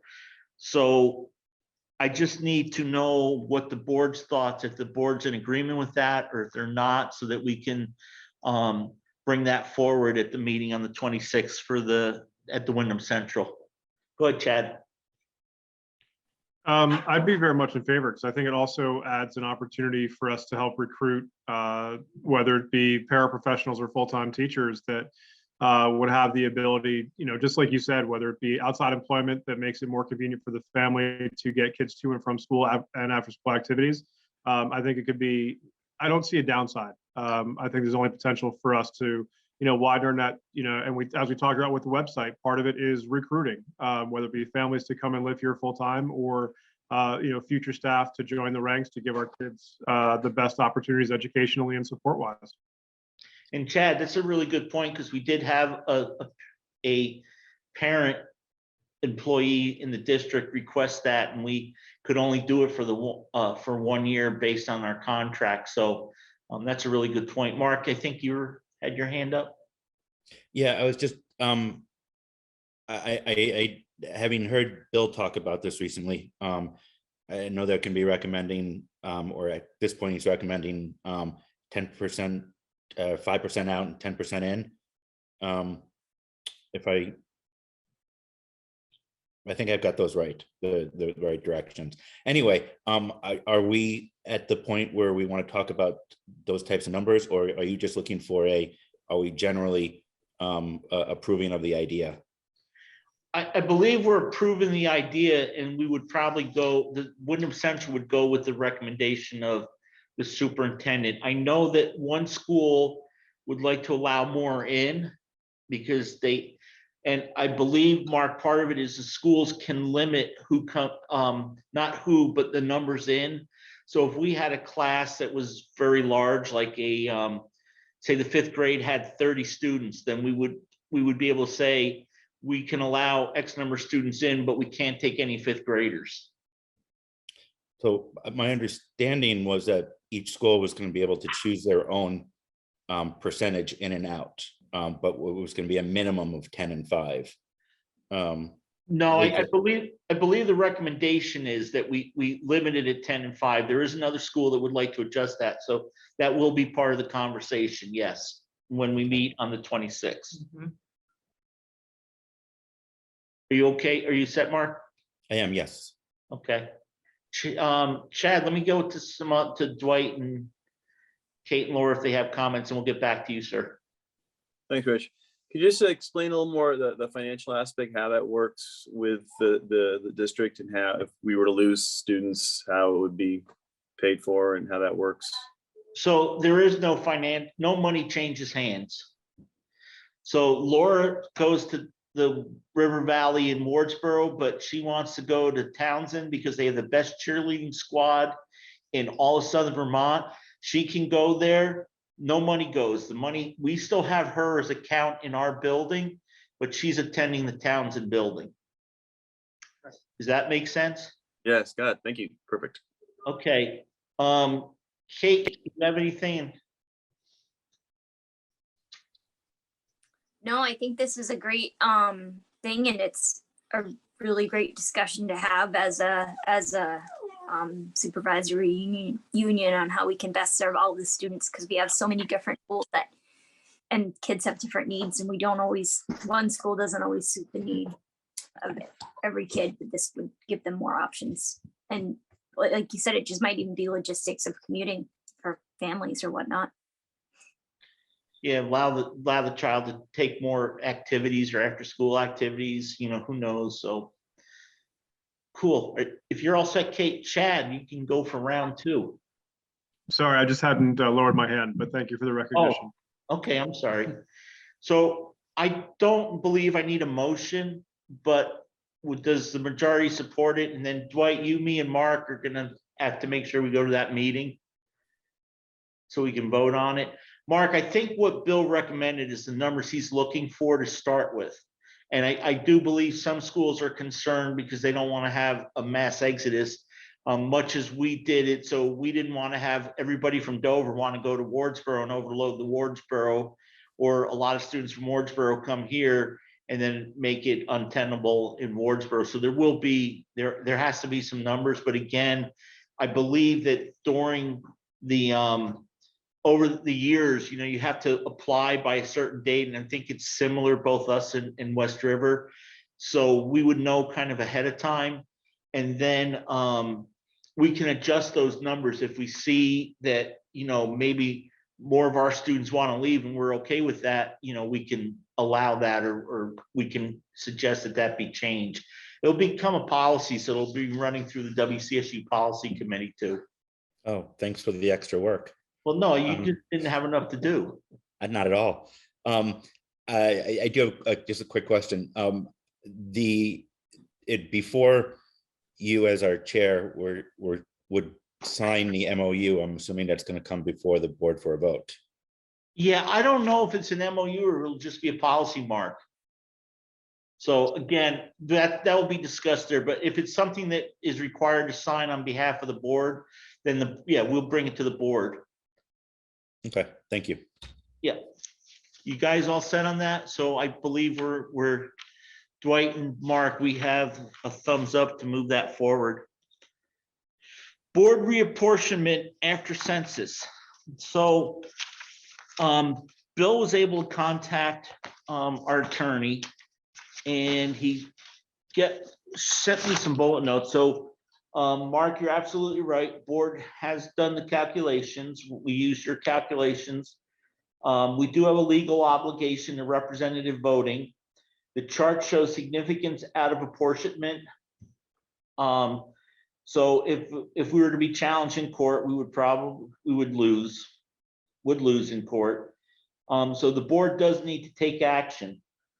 We could do, as the chart showed, we could go, the board can just move to go to 4 and 2 members, which the chart indicates. But we also could amend the articles of agreement. And we could amend it for 6 at-large seats. So all voters would vote for all the board. So it wouldn't be the Wardsboro people vote for Wardsboro representation and Dover people vote for Dover representation. And if we did that, we could have 3 candidates elected from each town. So we could keep it balanced like it is now. And his suggestion was we don't postpone the decision indefinitely. We don't just keep pushing it off every year. So my suggestion is 2-part. One is to have a discussion with the board and see how we feel the representation should be maintained. So obviously the census shows that there should be 4 reps from Dover and 2 from Wardsboro. Or we could ask at the annual meeting to amend our articles of agreement to keep it with the 3 and 3, and that would be legal. It would just be that we would have a big election. It wouldn't be like the Wardsboro people vote for a Wardsboro member and the Dover people vote for Dover members. So I don't know how you all feel. Mark had his hand up first. You have your hand up second, and we'll go from there. So a question and a comment. That what you read from the attorney seems to imply that if we're going to go for any at large, it has to be all at large, that we couldn't do 2 at large or 1 at large. Is that correct? We could do, so again, I don't have all the answers and I didn't get to talk to the attorney. So I talked with Bill, who gave me a cheat sheet. There was mention that we could do 2 and 2 and do 2 at large, and everybody would vote for the at large. Okay. But he said that we couldn't limit who voted, but we could limit how many people got where you were from to run. And I think that's how West River is set up, Mark. I think they have some at large from some towns and others towns don't. So but if that is a way that the board would like to consider going, then we would ask either specific questions or ask the attorney to maybe be on a call with us and discuss that. I would be against going to 6 at large. I would absolutely appreciate a deeper conversation on having 2 at large though. Okay, so what is your reservation about 6 at large? I think that each town should have the ability to elect representation and be assured that they get it. If we're going to go for 6 at large, everybody's voting on all 6 members, and they could all come from one town. No, that's the one thing he said we could do is we could have only 3 candidates from each town. So it would keep the representation equal. It would keep it at 3 and 3. How do you do that? If then it's not an at-large seat. All the seats are at large. Mark, I don't know it either. It didn't seem to make sense to me, but I questioned that again. I said, are you sure that it would be all at large, but you can only have 3 candidates from, each, or a candidate when you have the election, you would have 1 candidate from each town. So that was my understanding. And again, not sure. Because I know West River's at large seats are voted by their entire district, not by towns. I thought originally certain towns voted and not all towns. And again, Mark, we could get, the attorney says we can do this.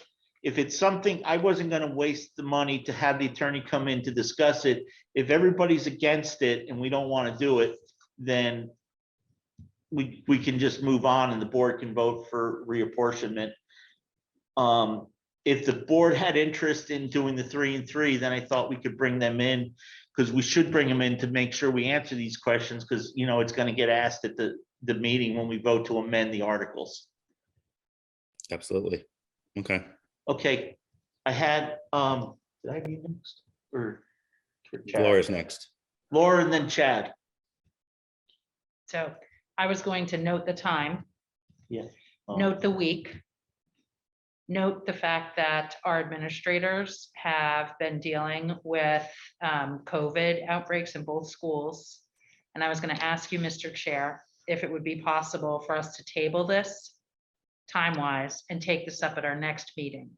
The only reason I don't want to do that is if the board would like to work on changing the articles of agreement, I have a lot of stuff that has to be done before the end of January so that we can warn it. That's the only reason. I'd like to, we don't have to make a final decision. I just like to know which way the board is leaning. So if we could just indulge me for a few minutes and get everybody to weigh in. Chad. Well, I think building, I had the same confusion as Mark with the at-large and the attorney saying you could only have three, you could have three candidates from each town. So essentially, it sounds as though he's saying that, and apologies for assuming the attorney is he, but the attorney is saying that we'd essentially have a town primary of school board, and they would, I mean, I just was, if you had any more information on how we would come up with the three from each town, that'd be great. So Chad, what I'm saying is that you would have 3 seats, they all expire at different terms. So each year you would elect one person from each town, but everybody votes on that person. So it would be just like now. It's just that instead of me just going through Dover and getting signatures for my petition from people from Dover, I can go to Dover and Wardsboro, get enough signatures on the petition, then I would be a candidate and I would run, and both towns would vote for 2 people, one from each town. Again, let's just assume that what the attorney said is correct, then we could do that. Is there any will of the board to go that way? And if not, then our other choices is that we vote to reapportion based on the, and again, that's why I want to do it tonight, because if it's something we want to move towards, then I want to try to get answers to these questions for next week or next meeting so that we can discuss it, so we can put it, if we want to amend our articles of agreement, we want to do it at the annual meeting. Kate or Dwight, go ahead, Dwight. Mark, I'll get back to you. Thanks, Rich. Yeah, in the essence of time, I think it might be a good idea to table this, but I see there's a need for a lot of questions. I also don't want to spend a lot of money on legal time. I'm wondering if we should just, each of us should put together a list of our questions for the attorney and to have him provide written answers to those questions. Because I have several and I don't think you can answer them at this point, but maybe there's a way we can get written answers to our questions prior to the next meeting from the attorney. Yeah, so what I was trying to do is I was trying to break this down into bite-sized chunks. Is it the will of the board to have a 4-2 split, or is it the will of the board to try to maintain the 3-3 that we've had? And I think that can determine the discussion with the attorney. So that was kind of my question. Kate, you all said, do you have anything? I'm trying to digest it, and I'm definitely at the time of day where I don't digest things very well. Like nothing new after a certain time of night.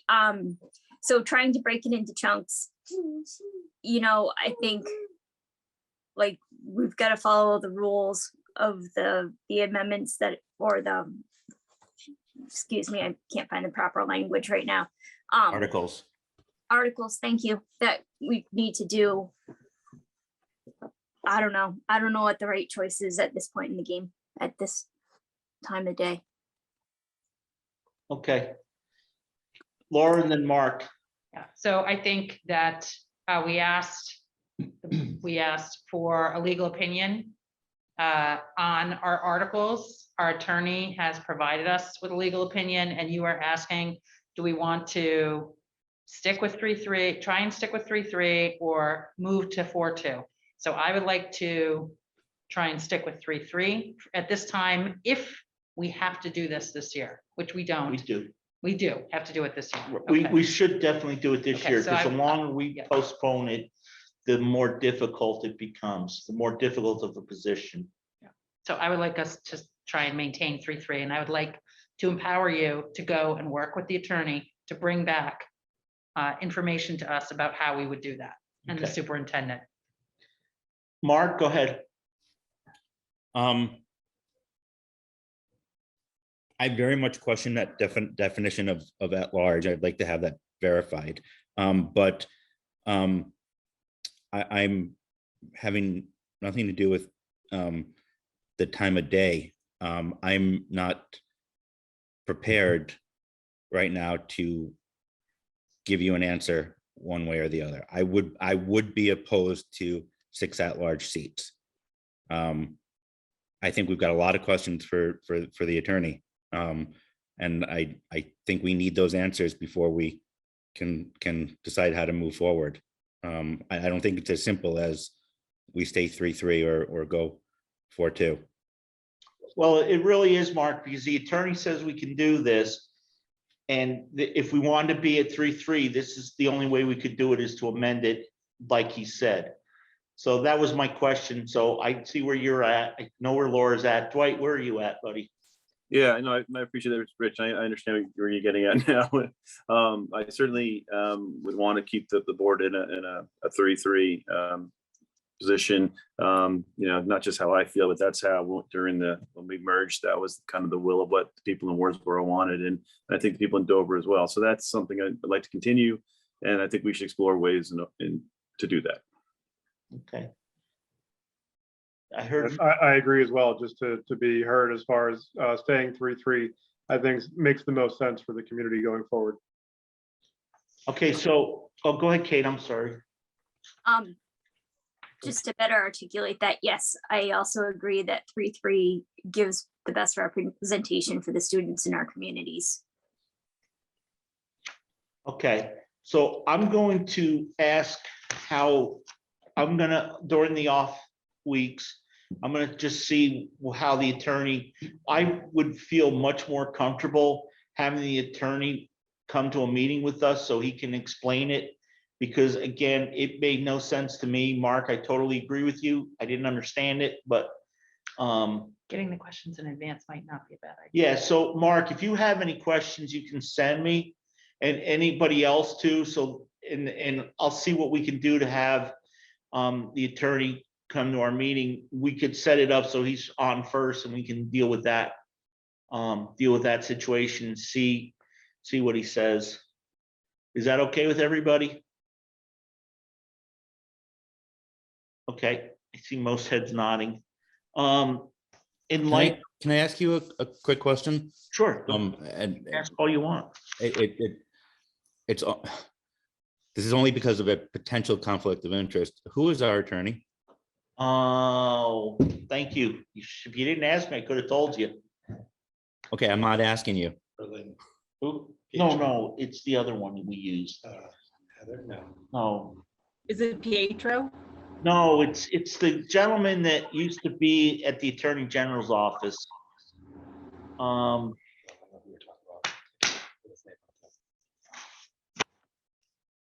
Mark, I don't, First name's not Bernie, is it? no, Okay. no, it's, he's our employee, he does the employee stuff. Yeah, I know what you're talking about. Mark, I am really sorry. You Okay. stumped me, buddy. Wait. And that doesn't happen very often. Oh, Lordy. Wayne, legal obligation, train. Gosh, Rich, why don't can you just send an email to the board with the lawyer's name, and then we'll give it at the next meeting? yeah. What is the conflict, Mark? Because he represents a district. I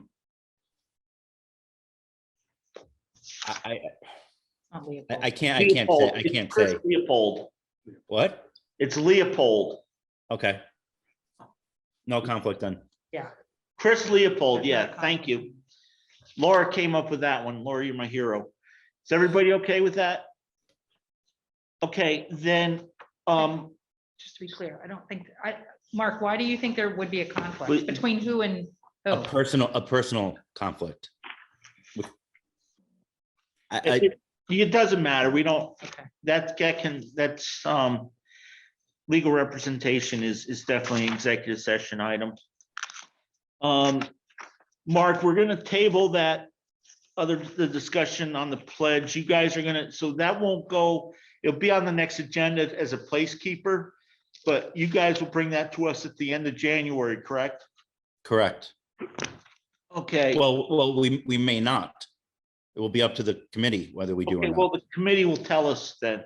Yeah. Okay, so then I have nothing else. Dwight, do you have anything else? Yeah, but there's nothing on it. I don't have any contractual. Oh, Tammy, did you have a contractual issue? No, not that I'm aware of. I don't remember. Kate, do you remember why that's on there?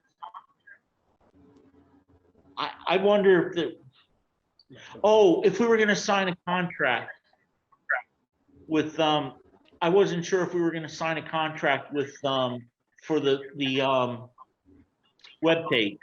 website thing, but we covered that differently, so we're all covered there. So Dwight, you have nothing, you said? No, Mark, do you have anything else? Nope. Chad? Kate, you're all set? Laura, you all set? Okay, guys, sorry about the long meeting. We got a lot done. Make sure you get to me if you want to be on the committee for the website design. Have a great Christmas and everybody be healthy and safe and be careful. And we will see you guys just after the new year, like the 3rd at 6. We had to move to the school this time because the town hall was double booked, but we're gonna go back to the town hall so that after the holidays, we won't be bringing anything into the school. For those of you that want to go live. If there's nothing else, somebody'd like to make the big motion. Happy New Year, everyone. Mark made Motion Happy New Year. Laura moved to adjourn. Seconded. I'm sorry, and I punched Laura's vaccination spot. Thank you, everybody. Happy holidays.